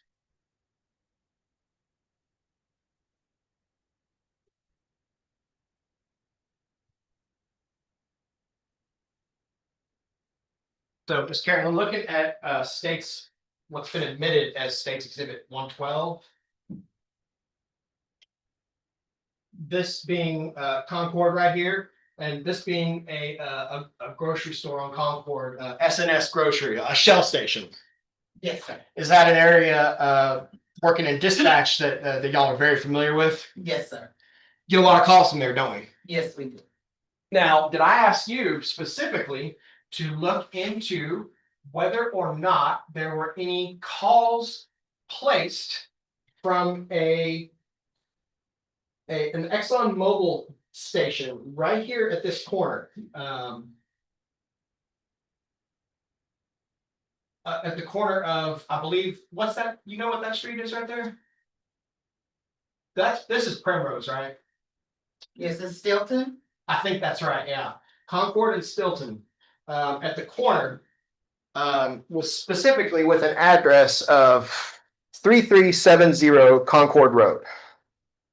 Did I ask you to look to see if there were any calls from that location later that morning, say between the hours of 5 a.m. all the way up to when the suspect was apprehended at the dumpster behind it, 8 a.m.?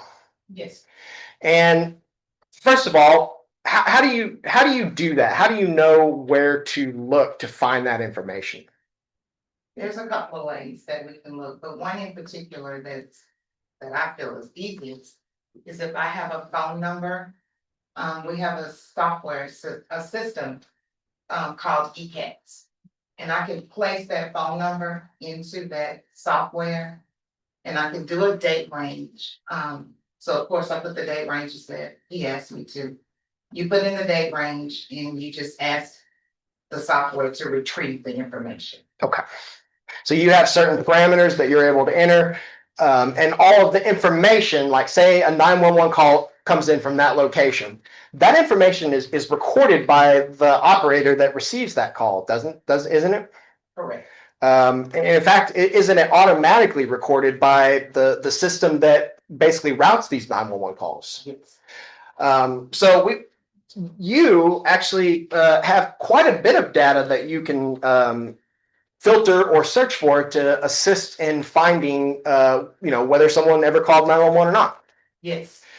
Can you also filter it by even geographic location? Yes. Can you filter it by sometimes even streets? You can. Meaning you could look at all calls the night of 8/6/2023 that came from an address on Concord Road. Yes. Okay. So this store right here that I pointed you to, is it a store that also is referred to as Supermex? Yes, sir. Okay. Had BPD ever received 911 calls from that location before? Before the day in place? Yes, ma'am. Yes, sir. And was there a number associated with that location that those 911 calls had come in from before? Yes, sir. Okay, so did you pull a record that would give us that number of what from that location where 911 calls had come in from before? Do you have it? Do you have the records to refer to? Not with me, I don't. Here, I'm gonna show you. Is this something that you handed to me? I'm not marking this, I'm just gonna ask the witness to refresh. Is this something that you provided to us before you came to testify, emails and attachments? Yes, sir. It is. Okay, specifically, looking at this record right here, is that the record that I'm asking you about right now? Yes, it is. Okay, would it refresh your memory if you were able to refer to this to identify like a phone number or something like that? Yes. What was the phone number for the Supermex convenience store that had called into 911 before the date in question? The phone number was area code 409-835-8844. And had there actually been a 911 call within the last 30 days from before 8/6/2023? Okay. On August 6th, 2023, were there any 911 calls recorded from that location, the Supermex? August 6th. I don't recall any numbers from the Supermax. And you know what, I have the other part of this.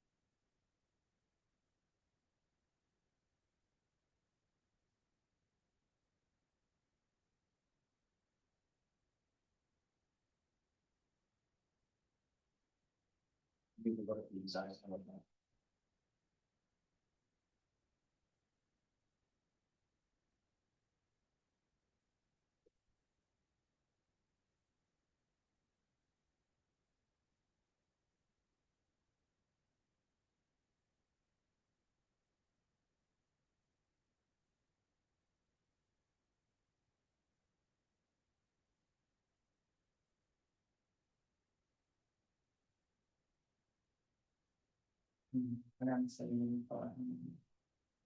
not with the same phone number. Okay, and that being The 864. just to make sure I'm reading this into the record correctly, where's that sheet?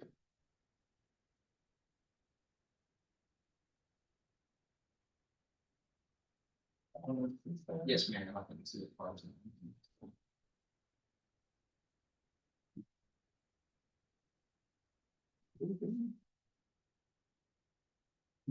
I'm sorry. And that being the number that BPD dispatch has associated with the Supermex convenience store at 3370 Concord Road, 409-835-8844. Did we receive any calls from that number on that location on August 6, 2023?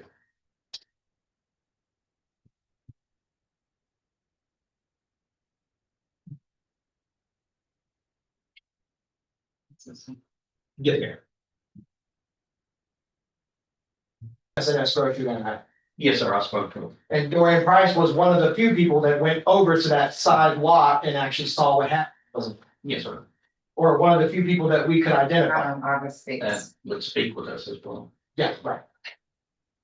Is it pretty common for people not to speak with I'm us? sorry, and say they not don't any remember anything, policy. didn't see anything, those kinds of Okay, things? so Yes, sir. If the defendant testified that he asked the clerk of that store to make a phone call to 911. Right there, do does we that have look any like record Will to Chucky go show on? that that call was ever made? Looks like him. No. Did I also ask you to look to see if there were any 911 hangups Right here. meaning calls that did not Does that come look like, through, they were hung Gregory up Carrington before will the play dispatcher sports ever or answered, something? but at Yes. 4 a.m. and Yes, sir. 16 and were there any 16 a.m. and 44 seconds 911 hang up Does that look calls like Gregory Carrington? the morning of August 6, 2023? Not from the 409-835-8844. Okay, fair enough. Were there other numbers that you did during price one hang up call? Yes. Does that look Now- like would it refresh your memory to be able to refer to these records that you provided us? Oh, yes. Specifically, if we have information that a number attributable to the defendant, in this case, Jeremy Dixon, 409-932-7769. Do we have any 911 hang-up calls from that device on August 6, 2023? We don't have any 911 hangups, but we have 911 abandoned calls. Okay. Those are two different things. 911 hang up, meaning they actually connect and then hang the phone up and with the dispatcher. Correct. But on an abandoned call, if you dial 911, or you can dial a series of numbers that may have 9, 1, and 1 in. And you may dial it, it'll dial into dispatch, but it's disconnected before we hang up. So when that happens in the dispatch office, our phone gives a different ring. It gives you like a weird ring, so we know that those are abandoned calls. When those types of calls occur, the dispatcher has to call that number back. Okay. Just to make sure that the person doesn't have an emergency. You get situations where, say, in distress and they start to call 911, but they're in the middle of a fight or argument and, someone slaps the phone away or something like that. And it's important to call back. Yes.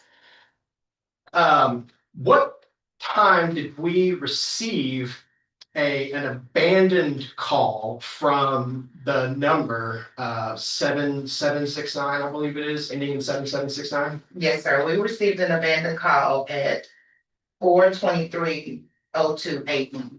Okay. And just to be clear too, like if I take my phone out right now and dial 911 and hit send, and then just a few seconds later hit end call, would that be potentially recorded as an abandoned call with the dispatch? It could, and because we're at the courthouse, it could possibly go to Jefferson County's dispatch office or BPD's dispatch office. So it knows where I'm at all times if I call it. So it's gonna get the cell phone, will get the closest tower. Okay. Now, did we also show a record of our BPD dispatch shortly thereafter attempting to call that number back? Yes. Do you know how long after it was that we tried to call back? I showed one of our dispatch trainees called back at 4:23:21. So 15 seconds later? Yes. Okay.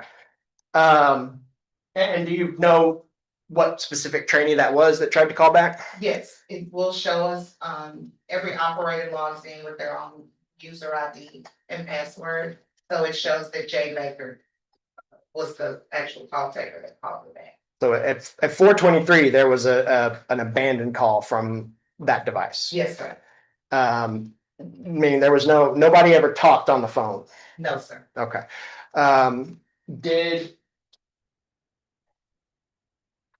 And I guess to be fair, we don't know who had that phone when it was called, do we?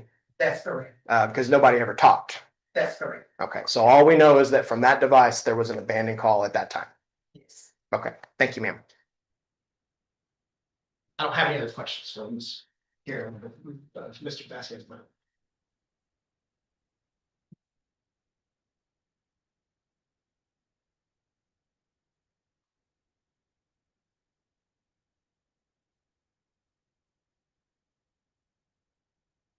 Since November 9th, 1992. Yes, sir. How do you like it so far?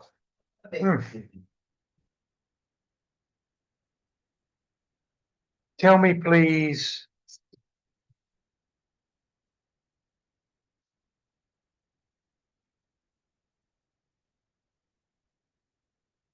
Capital E, capital C, little a, capital T, capital S.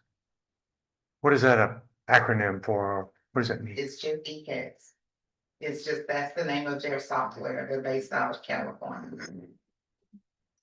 And if I read that ECATS does not, did I say right? Yep, you said it right.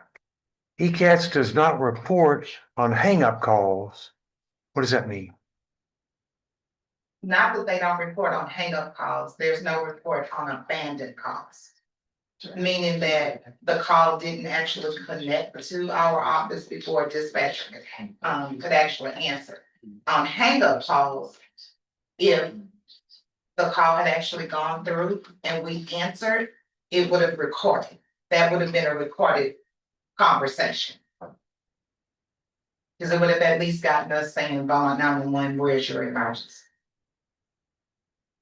Am I correct if I say it reports on abandoned calls and does not report on hang-up calls? Is that a correct statement? Almost? Almost. It's a little complicated. Because the abandoned call didn't actually make it through, but the hang-up call did make it through. So we could find, if there was an actual hang-up call, we could find, or research it to see if there was actual a hang-up.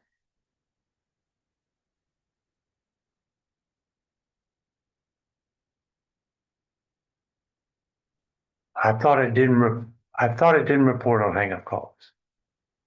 It doesn't record if it doesn't make it to us. Meaning if I don't pick up the phone, it's not gonna record. There's nothing to record because it didn't connect to our system. It didn't connect to our recorder, it didn't connect to ECATS. There's nothing for it to record. But on the abandoned calls, because it actually reached us, it gives us a funny ring, so we are able to call that phone number back. Thank you. That's what. Nothing else. Is this lady excused? Please. You are excused. Thank you, ma'am. Next, please. Judge, can we take a quick break? I gotta show a couple things to my next witness and then we'll be ready to go. He's ready. All right. 5-10 minute break, ladies and gentlemen. Okay, relax. What is this? That's Mr. Dixon's call. That vehicle, did we run registration for it and find out who the registered owner was? Yes, sir. And who was the registered owner of that vehicle? Mr. Dixon. Okay, so it was this defendant here, Jeremy Dixon? Yes, sir. And when you walked to the scene and started walking through it and observing, what evidence, might remain from the shooting, did you look around that car? Yes, sir. And did you attempt to look inside the windows of that car to see what was in there? Yes, sir. Did you try and open the door? Yes, sir. Now, at some point, you obtained a search warrant to go inside this vehicle, correct? Yes, sir. I did. So after that fact, after you have this search warrant, was there still a reason why you didn't necessarily open the door at the scene? We were gonna send it to the Jefferson County Crime Lab for them to process. And why was it, why did you make that decision to send it to the crime lab to process that vehicle? If I remember correctly, I think there was some blow by the door handle on the driver's side. Okay. And since there's also DNA there, I didn't want to touch anything and let the crime lab do that. Okay, so if we look at State's Exhibit 31, is that a closer image of the car? And the area where you saw the blood on the door handle? Yes, sir. Okay, now if we go to State's Exhibit 36, is that from the back side of the car? Yes, sir, it is. State's 37, is that from the passenger side of the car? Yes, sir. And State's 30. That's the driver's side of the car. Yes, sir, it is. These cones right here, they're in State's Exhibit 30, are those marking 9mm shell casings that were located? Yes, sir, I believe so. Okay, and you said that you saw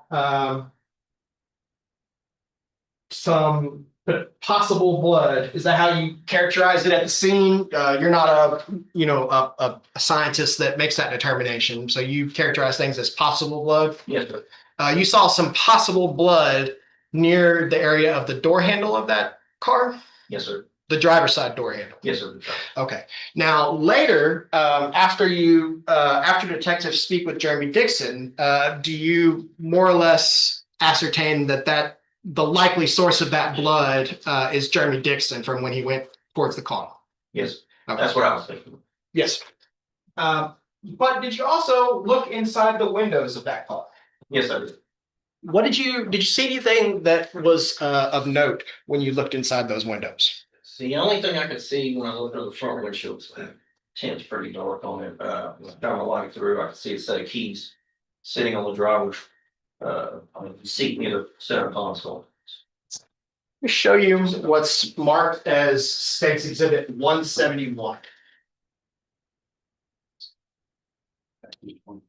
Does that look like the area next to the console inside Jeremy Dixon's vehicle that you observed on August 6th, 2023? Yes, sir. Now, you understand this is a picture in full daylight taken by the crime lab, right? Yes, sir. But does this appear to be what you saw in low light conditions in Jeremy Dixon's vehicle at the scene? Yes, sir, it is. So do you know whether or not the door to Jeremy Dixon's vehicle was locked? I didn't touch it so much. And the reason you didn't touch it, is that because of the possible blood on that handle? Yes, sir. Okay. But States 171, does that fairly and accurately depict in daylight settings and what you observed inside the window of Jeremy Dixon's vehicle? Yes, sir. Okay. The locker 171.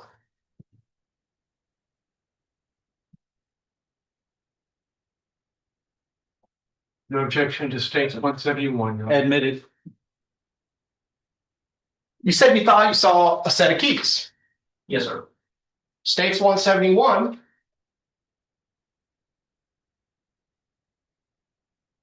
Is that the set of keys you saw? I believe so, yes, sir. Could you really see the color very well in those low light conditions?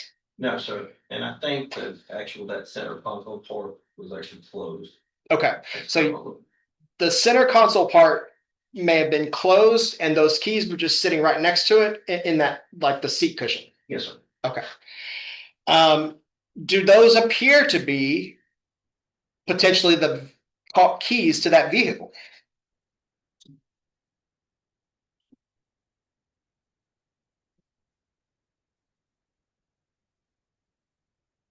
Let's object to the last question is speculative. What's your objection? Speculative? Speculation. We know the answer to that. At the time I saw them, I thought they were possibly the keys to the car. Okay. Now, of course, you had reason to not pry them out, right? Until you obtain a proper search warrant and let the lab do their work to make sure they're securing any potential evidence from that vehicle, right? Yes. But if Jeremy Dixon is now claiming that someone that he was in a fight with before this shooting, that the reason that he kept going back to this location where they were fighting was because that someone had his keys. If those are in fact his keys, does that more or less negate or cut away at his premise for self-defense? Objection, no, that's asking the witness to speculate. Your response? I asked him hypothetically if those are in fact his keys. I intend to call another witness to establish that. Okay, all right. Any other objection? No. Okay, your objection is overruled. The jury, as in all matters, as you are reviewing the evidence, you get to determine how much weight and credibility should be given to the evidence, to those items and items of evidence based upon the presentation of the testimony and other evidence which may or may not support those matters. You get to decide what the evidence is and how much weight and credibility you will use in your determination on your deliberations in resolving and deliberating upon this case and the indictment elements of this case. Thank you, ladies and gentlemen. Ask your next question. Do you remember my first question? You could repeat it. If those are in fact Jeremy Dixon's keys and those are the keys to that vehicle,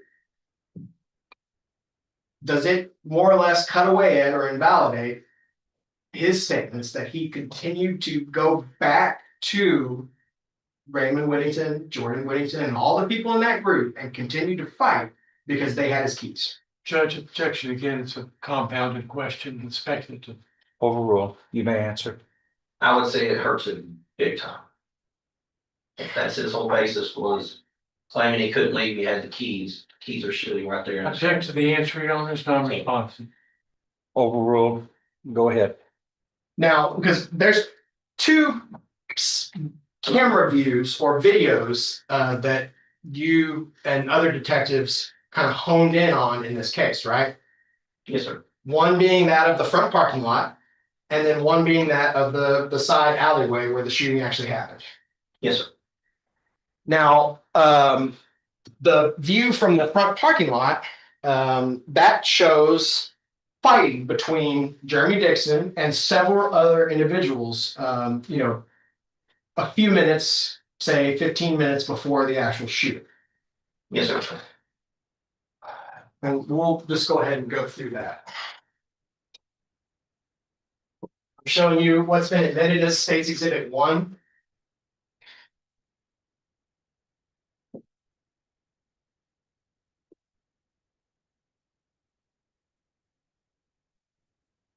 We're going detective to camera A4. And we're looking at the last file in that camera folder.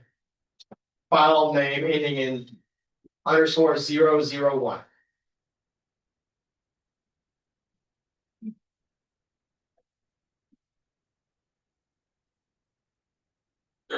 Now, detective, did I also ask you to look at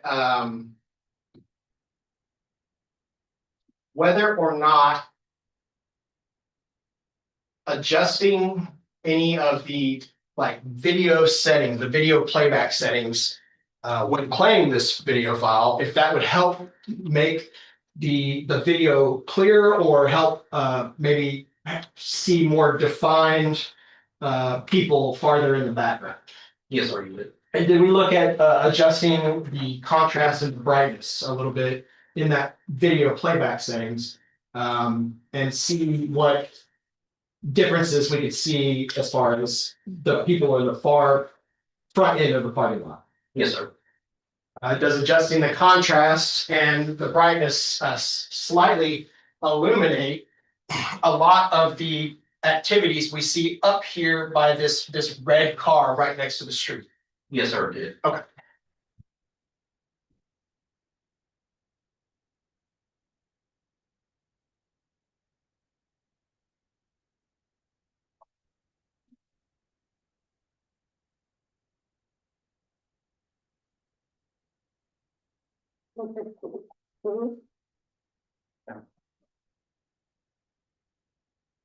Does it also make it so that you can barely see anything on the sidewalk right here? Yes, sir. Sorry. Let me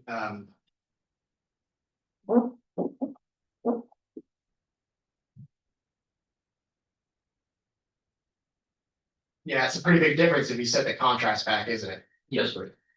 But initially, do we see Jeremy Dixon appear here on this sidewalk? Yes, we do.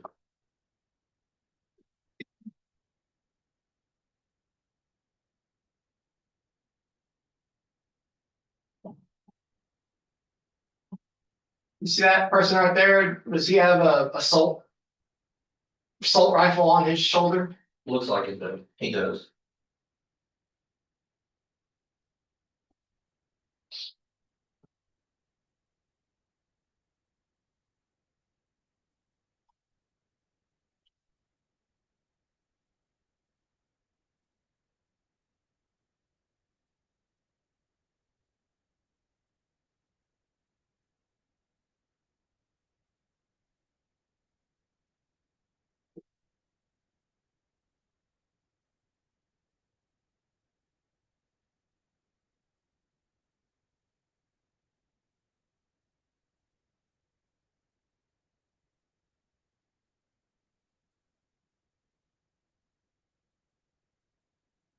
I'm just gonna pull up your attention to the very first time that we see Jeremy Dixon on that sidewalk.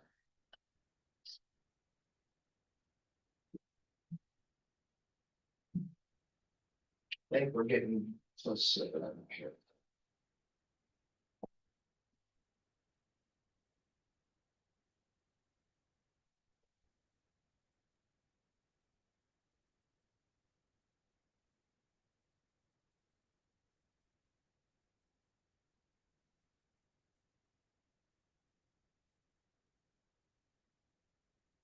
All right, so we.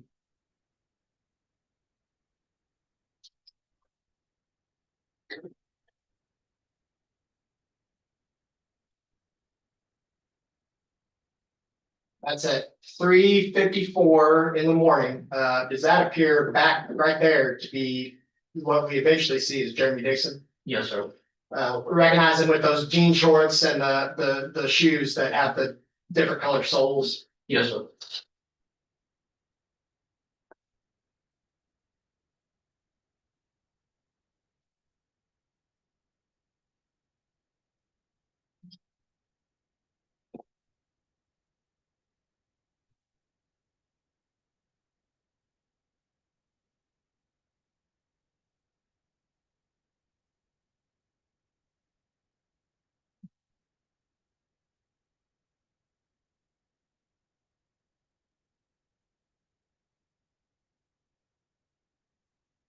Now, you see how he's kind of looking out in the towards the parking lot there?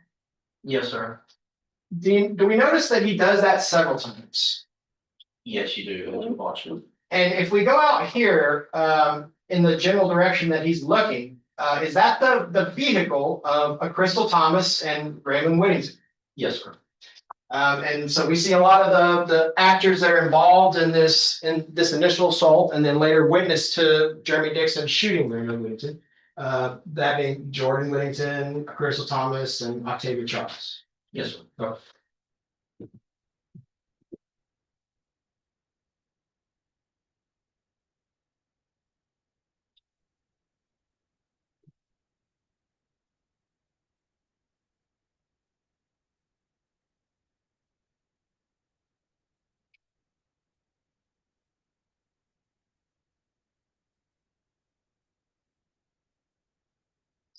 I see something to check it. Back it up a little bit here. See,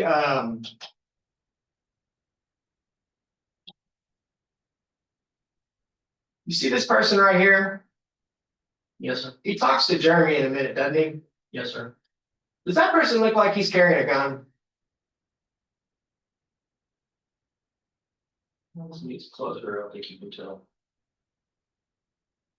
Isn't that what that looks like right there? The way his hand is placed and the kind of shiny object underneath it? The way he's holding it as well.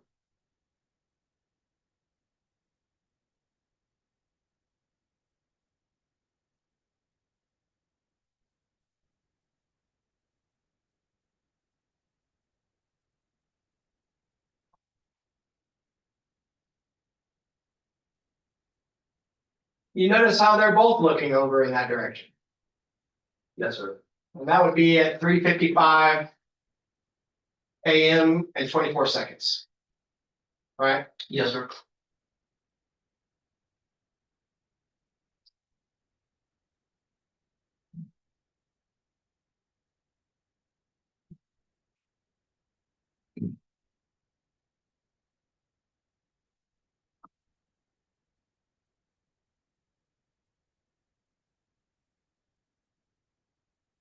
Now we spent some time over here, Jeremy does, where he's just kind of in this group talking to other people, doesn't he? Yes, sir.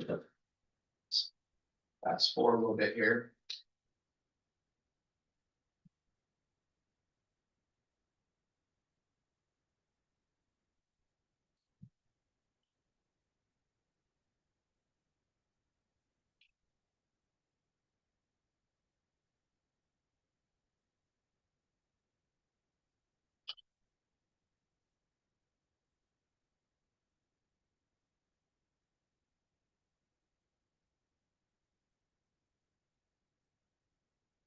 All right, I lost him, but it looked like he moved right over here. I believe he comes walking back here. Yeah, you see those shoes? Yes. And shorts? And are there two women sitting on the, or at least one woman sitting on the back of the trunk of that car right there that he looks like he might be talking to? Yes, sir.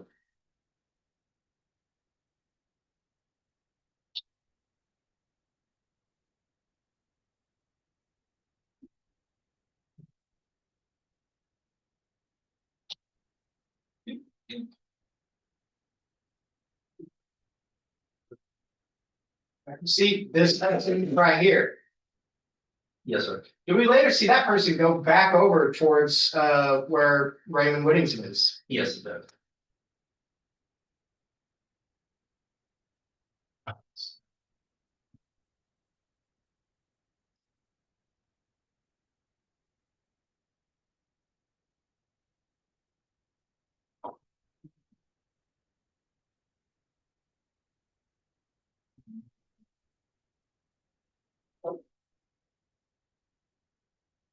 Does it look like Jeremy Dixon, although he still could be talking to these people, does it also look like he might be looking over in that direction of where Raymond Whittington is? Objection, Your Honor, speculation. Based on what he sees in the video. All right, your objection is speculation? Yes, sir. Question, does it look like Jeremy Dixon, although he still could be talking to these people, does it look like he might be looking over in the direction of where Raymond Whittington is? Can you answer that question? Yes, sir. All right, overruled, you may answer it, and the jury gets to determine how much weight and credibility give it in the way the question is asked as might he be looking over in that direction? Overruled, you answer? Yes, sir. After watching him, you do what appears to me, it looks like he's looking over in that direction several times. While he's sitting over there by the car. Meaning if he were talking to someone who was sitting on the trunk of a car right here next to him, he would essentially just kind of be gazing a little bit off to the right and turning his head just a little bit, and he would be looking directly towards where Raymond Whittington is. That's what it looks like to me, yes, sir.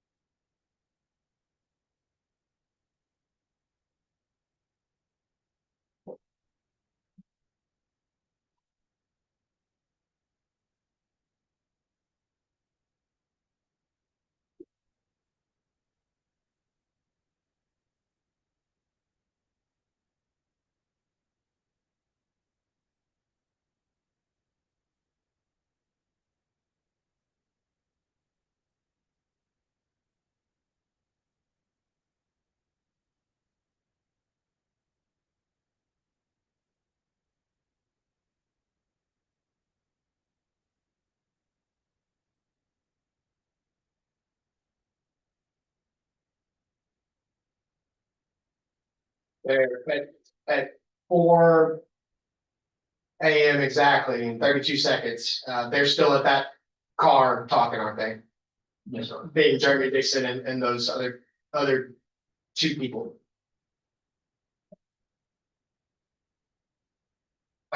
There's not an answer to that last question. Yes, sir, I see it.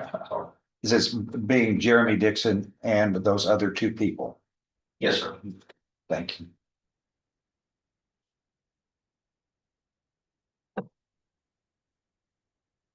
Like, for example, where he's right here at 4:01 a.m. and 7 seconds. We kind of see him at a little bit of an angle where it looks like he might not be totally looking at the people that are directly in front of him. Correct. Object to speculation. Is that correct? Yeah, I can tell it. I'm sorry. Objection is overruled. He can answer it. And again, the jury gets to determine how much weight and credibility to be given. The evidence in the way it's questioned is provided and the answer given. Overruled. Go ahead.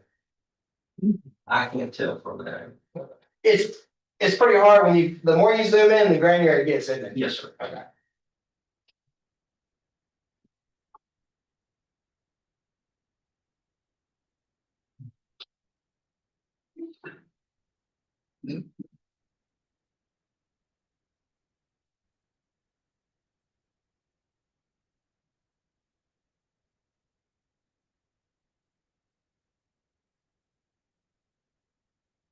Okay.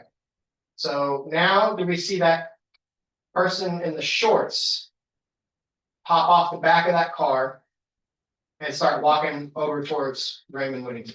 Yes, sir. And then do we see Jeremy Dixon following behind? He's right there in front of the car, yes, sir. Now, is Jeremy Dixon now clearly looking over in that direction? It appears with his head direction, he's looking over there. Now, see how his hand is right over his pocket right there? Yes, sir. If someone is wearing shorts, baggy shorts, is that typically something they might do if they were carrying something heavy in one particular pocket? Yes, sir. They try to keep their shorts pulled up. So like a gun. Possibly. Would that, people walk like that with a gun sometimes, Yes. if they're needing to keep their shorts up? Yes, sir. They do. Do we actually see several people doing something similar, just on this video alone? Yes, sir. Now, to be fair, did you and other investigators have, I guess, two different theories about how and when Jeremy Dixon got that gun? Yes, sir. Right. I do. What were your two theories? Either he had the gun on the entire time, even when they fought at the house next door, or when he went back to his car, he grabbed it. Because in his interview with Detective Wilson, did Jeremy Dixon say that he went back to his car? Yes, sir, he did. Okay.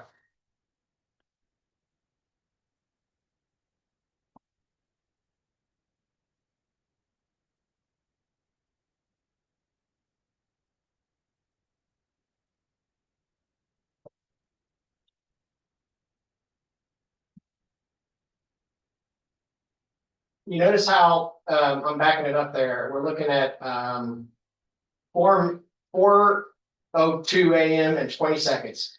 You notice how he's kind of like fidgeting with something in his pocket. You see that? It does look like he grabbed something on the side there.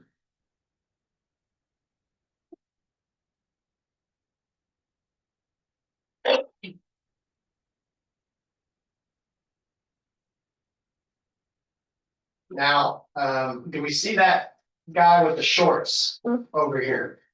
Yes, sir. Okay, so let me adjust this contrast back.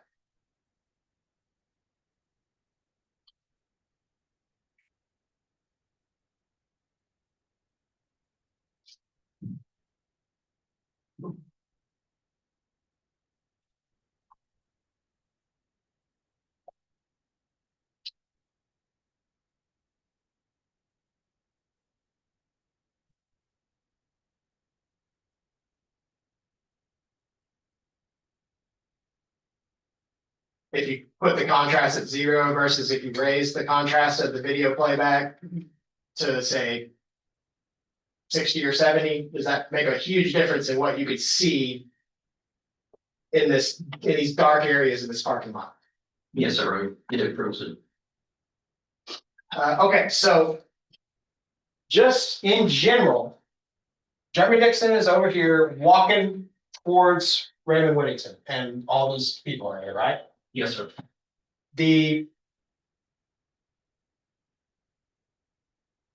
This person in the shorts is talking to an individual with no shirt on right here. We know that. Do we know that person with no shirt on right now to be Jordan Whittington? Yes, sir. Okay. This taller individual with the shirt on, and you'll eventually see some light colored Timberland boots. Do we know that person would be Pooh or Raymond Whittington? Yes, sir. On the hood of this car right here, we see this woman. do we know that person to be Octavia Charles? Yes, sir. Over farther to the right on the hood of this car, we see another one. Do we know that person to be a Crystal Thomas? Yes, sir. And I will represent to you, based on what other witnesses have identified, including Jeremy Dixon and a Crystal Thomas, that this person right here, this little guy in the blue jeans and the white shirt, that is a cousin to Raymond by the name of Chucky. That's all we know him as. Right. You didn't know that during your investigation. You never had identified that person. No, sir, I didn't. But he appears in different spots in these videos, doesn't he? Correct.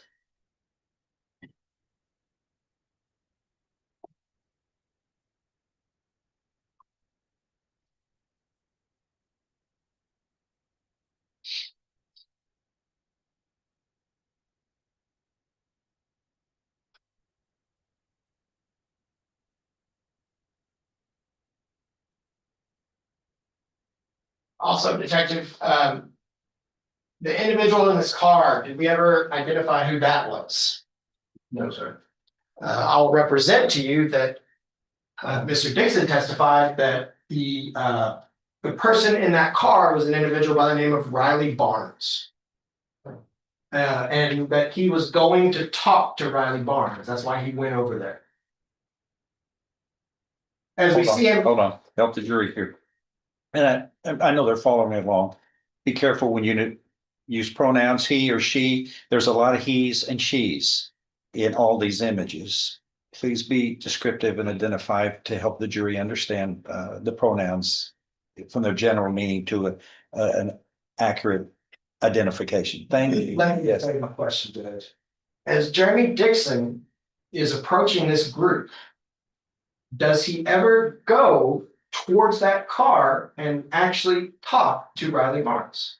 I never seen him talk to him. He got close to it, but I never seen him walk up to the door, actually. So when he first approaches this group, does he go towards essentially where Octavia Charles is first? I believe so. I'm more correct.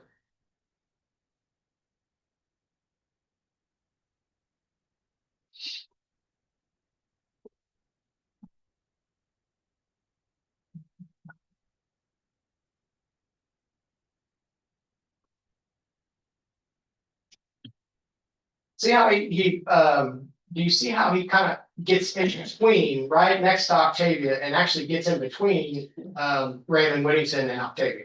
Yes, sir.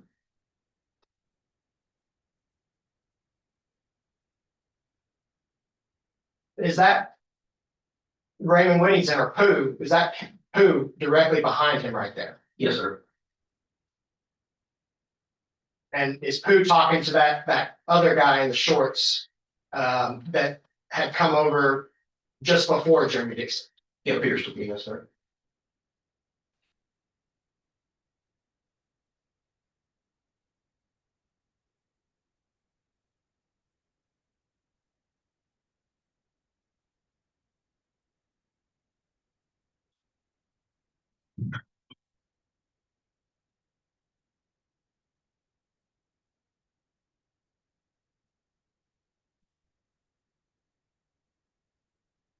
See that right there? Did you see what hit that movement that we just saw right there? Like you might have touched him on. Yeah, let me back that up. What do we see Jeremy Dixon do right here in just a second? It looks like he touched Mr. Whittington on the shoulder area there. Kind of, does it look like he kind of extended his left arm and kind of touched Raymond Whittington on the chest somewhere? It looks like it, yes, sir. And I said extended left arm, didn't I? Yes, sir. Extend his left.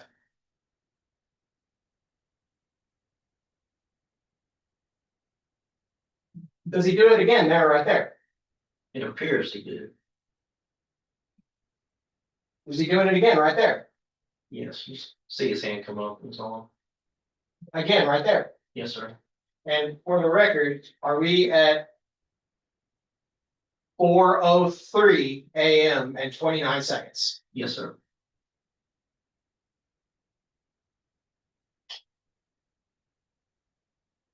Now, does he actually, Jeremy Dixon, does he actually kind of turn Raymond Whittington and force him to face Jeremy Dixon directly?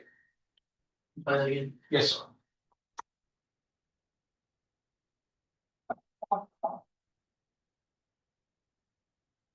Back it up.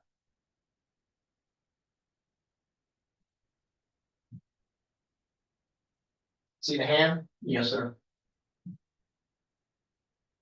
See the hand again? Yes, sir. See the hand again? Yes, sir. Now, right there, see that? What do we see right there? Looks like you pulled him hard enough to turn him around.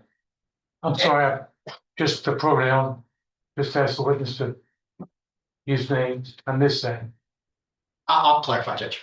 Okay, thank you. Sustain. Go ahead.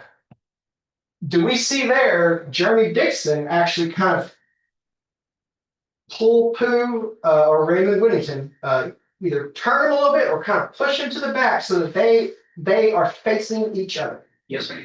And do we see Jeremy Dixon? He actually turns to counterclockwise, doesn't he? And turns to face Raymond Whittington, doesn't he? Yes, sir. Oh.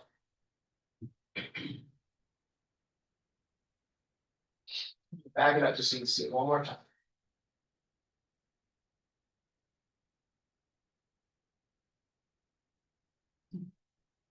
Now, that movement that Raymond Whittington is doing there, it's kind of unusual, isn't it? He's what's he doing? Does it look like? Looks like he's actually trying to face the other way, away from Mr. Dixon. He's kind of bent over, isn't he? He looks hunched over, sir. Like kind of like an avoidant position, right? Is that what that kind of looks like? Check the leading, Your Honor. Okay, sustain. Does that position or does that body language from Raymond Whittington look like he's trying to avoid Jeremy Dixon? It doesn't look like he's trying to engage with it. Fair enough.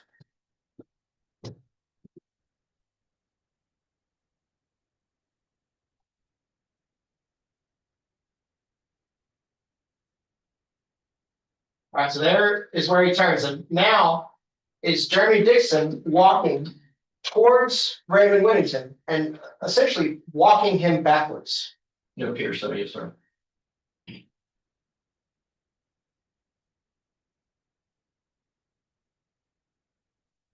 Has Jeremy Dixon, at this point, isolated Raymond Whittington from everyone else in the group?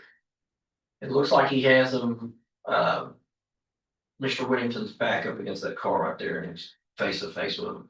Okay.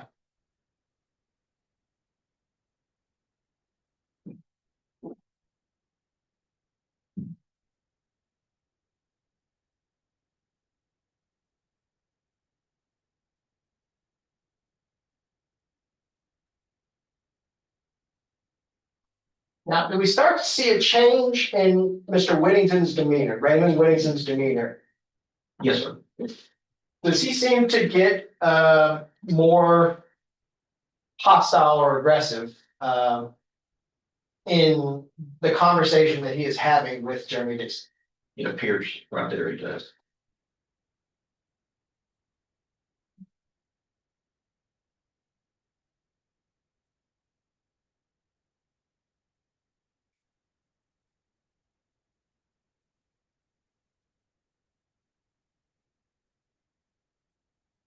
And do we see Jeremy Dixon put his hand again on Raymond Whittington's chest and then Raymond Whittington push him back? It appears so.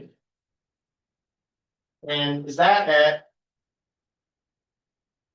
4:04 AM and 6 seconds? Yes, sir.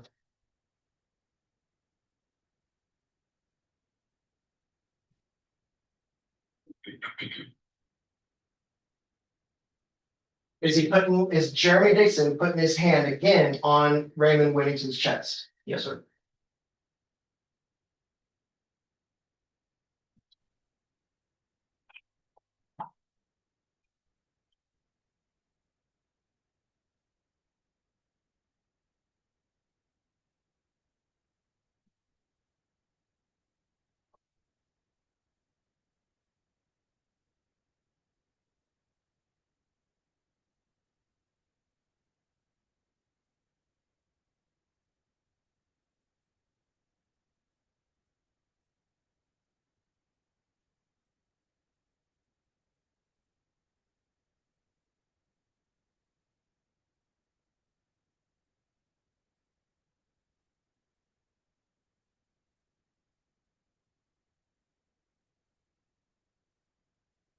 Now then we see Jeremy Dixon turn towards Jordan Whittington, who's standing right here.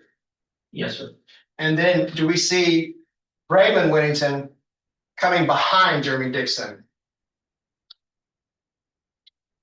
Or right there. Right here, yes, sir.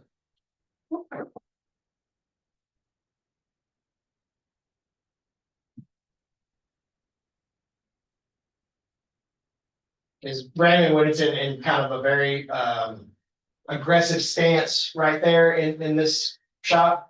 It seems like his demeanor is more aggressive right there. And is essentially looking directly at Jeremy Dixon from the side, right? It appears so, yes, sir. And would that be at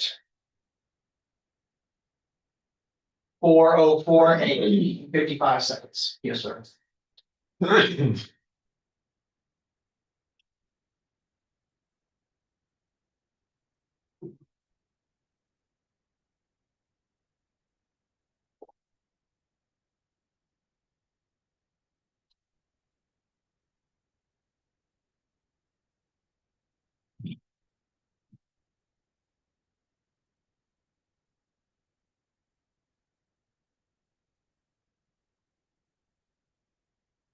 So just so we know where everyone is here, we're at some 4:05 AM. That's Jordan Whittington, right? Yes, sir.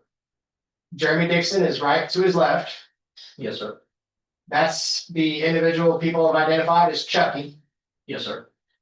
That's Raymond Whittington right here. Yes, sir. Octavia Charles is sitting right here. Yes, sir. And Crystal Thomas is now at the driver's side door of that vehicle. Yes, sir. And we don't know who these people are, do we? No, sir.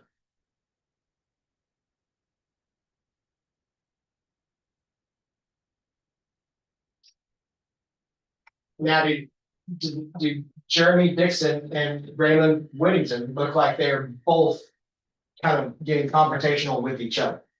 It appears so, yes, sir.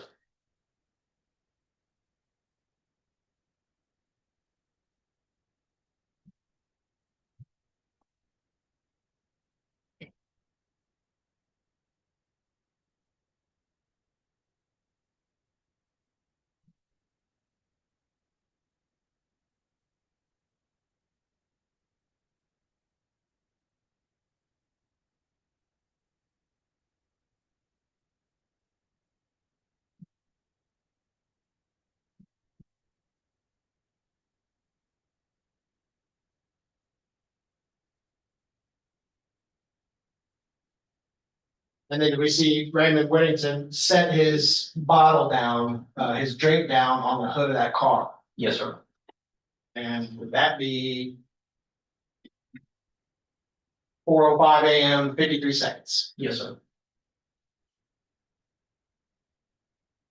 And does he go back to basically being very close face to face with Jeremy Dixon? Yes, sir, he does.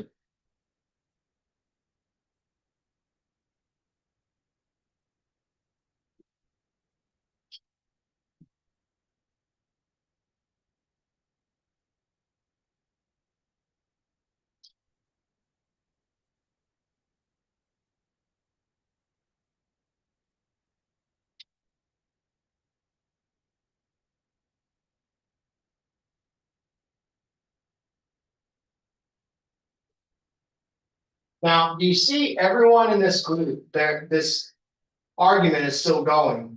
You see everyone in this group is now has their attention on those two, Jeremy Dixon and Raymond Whittington. Yes, sir. Before, when Jeremy Dixon first went over there, was everyone still focused on their individual conversations or whatever it is they were doing or talking about? It looked like that, yes, sir. But now, does it appear as though everyone is now focusing on this conflict? Yes, sir, it does.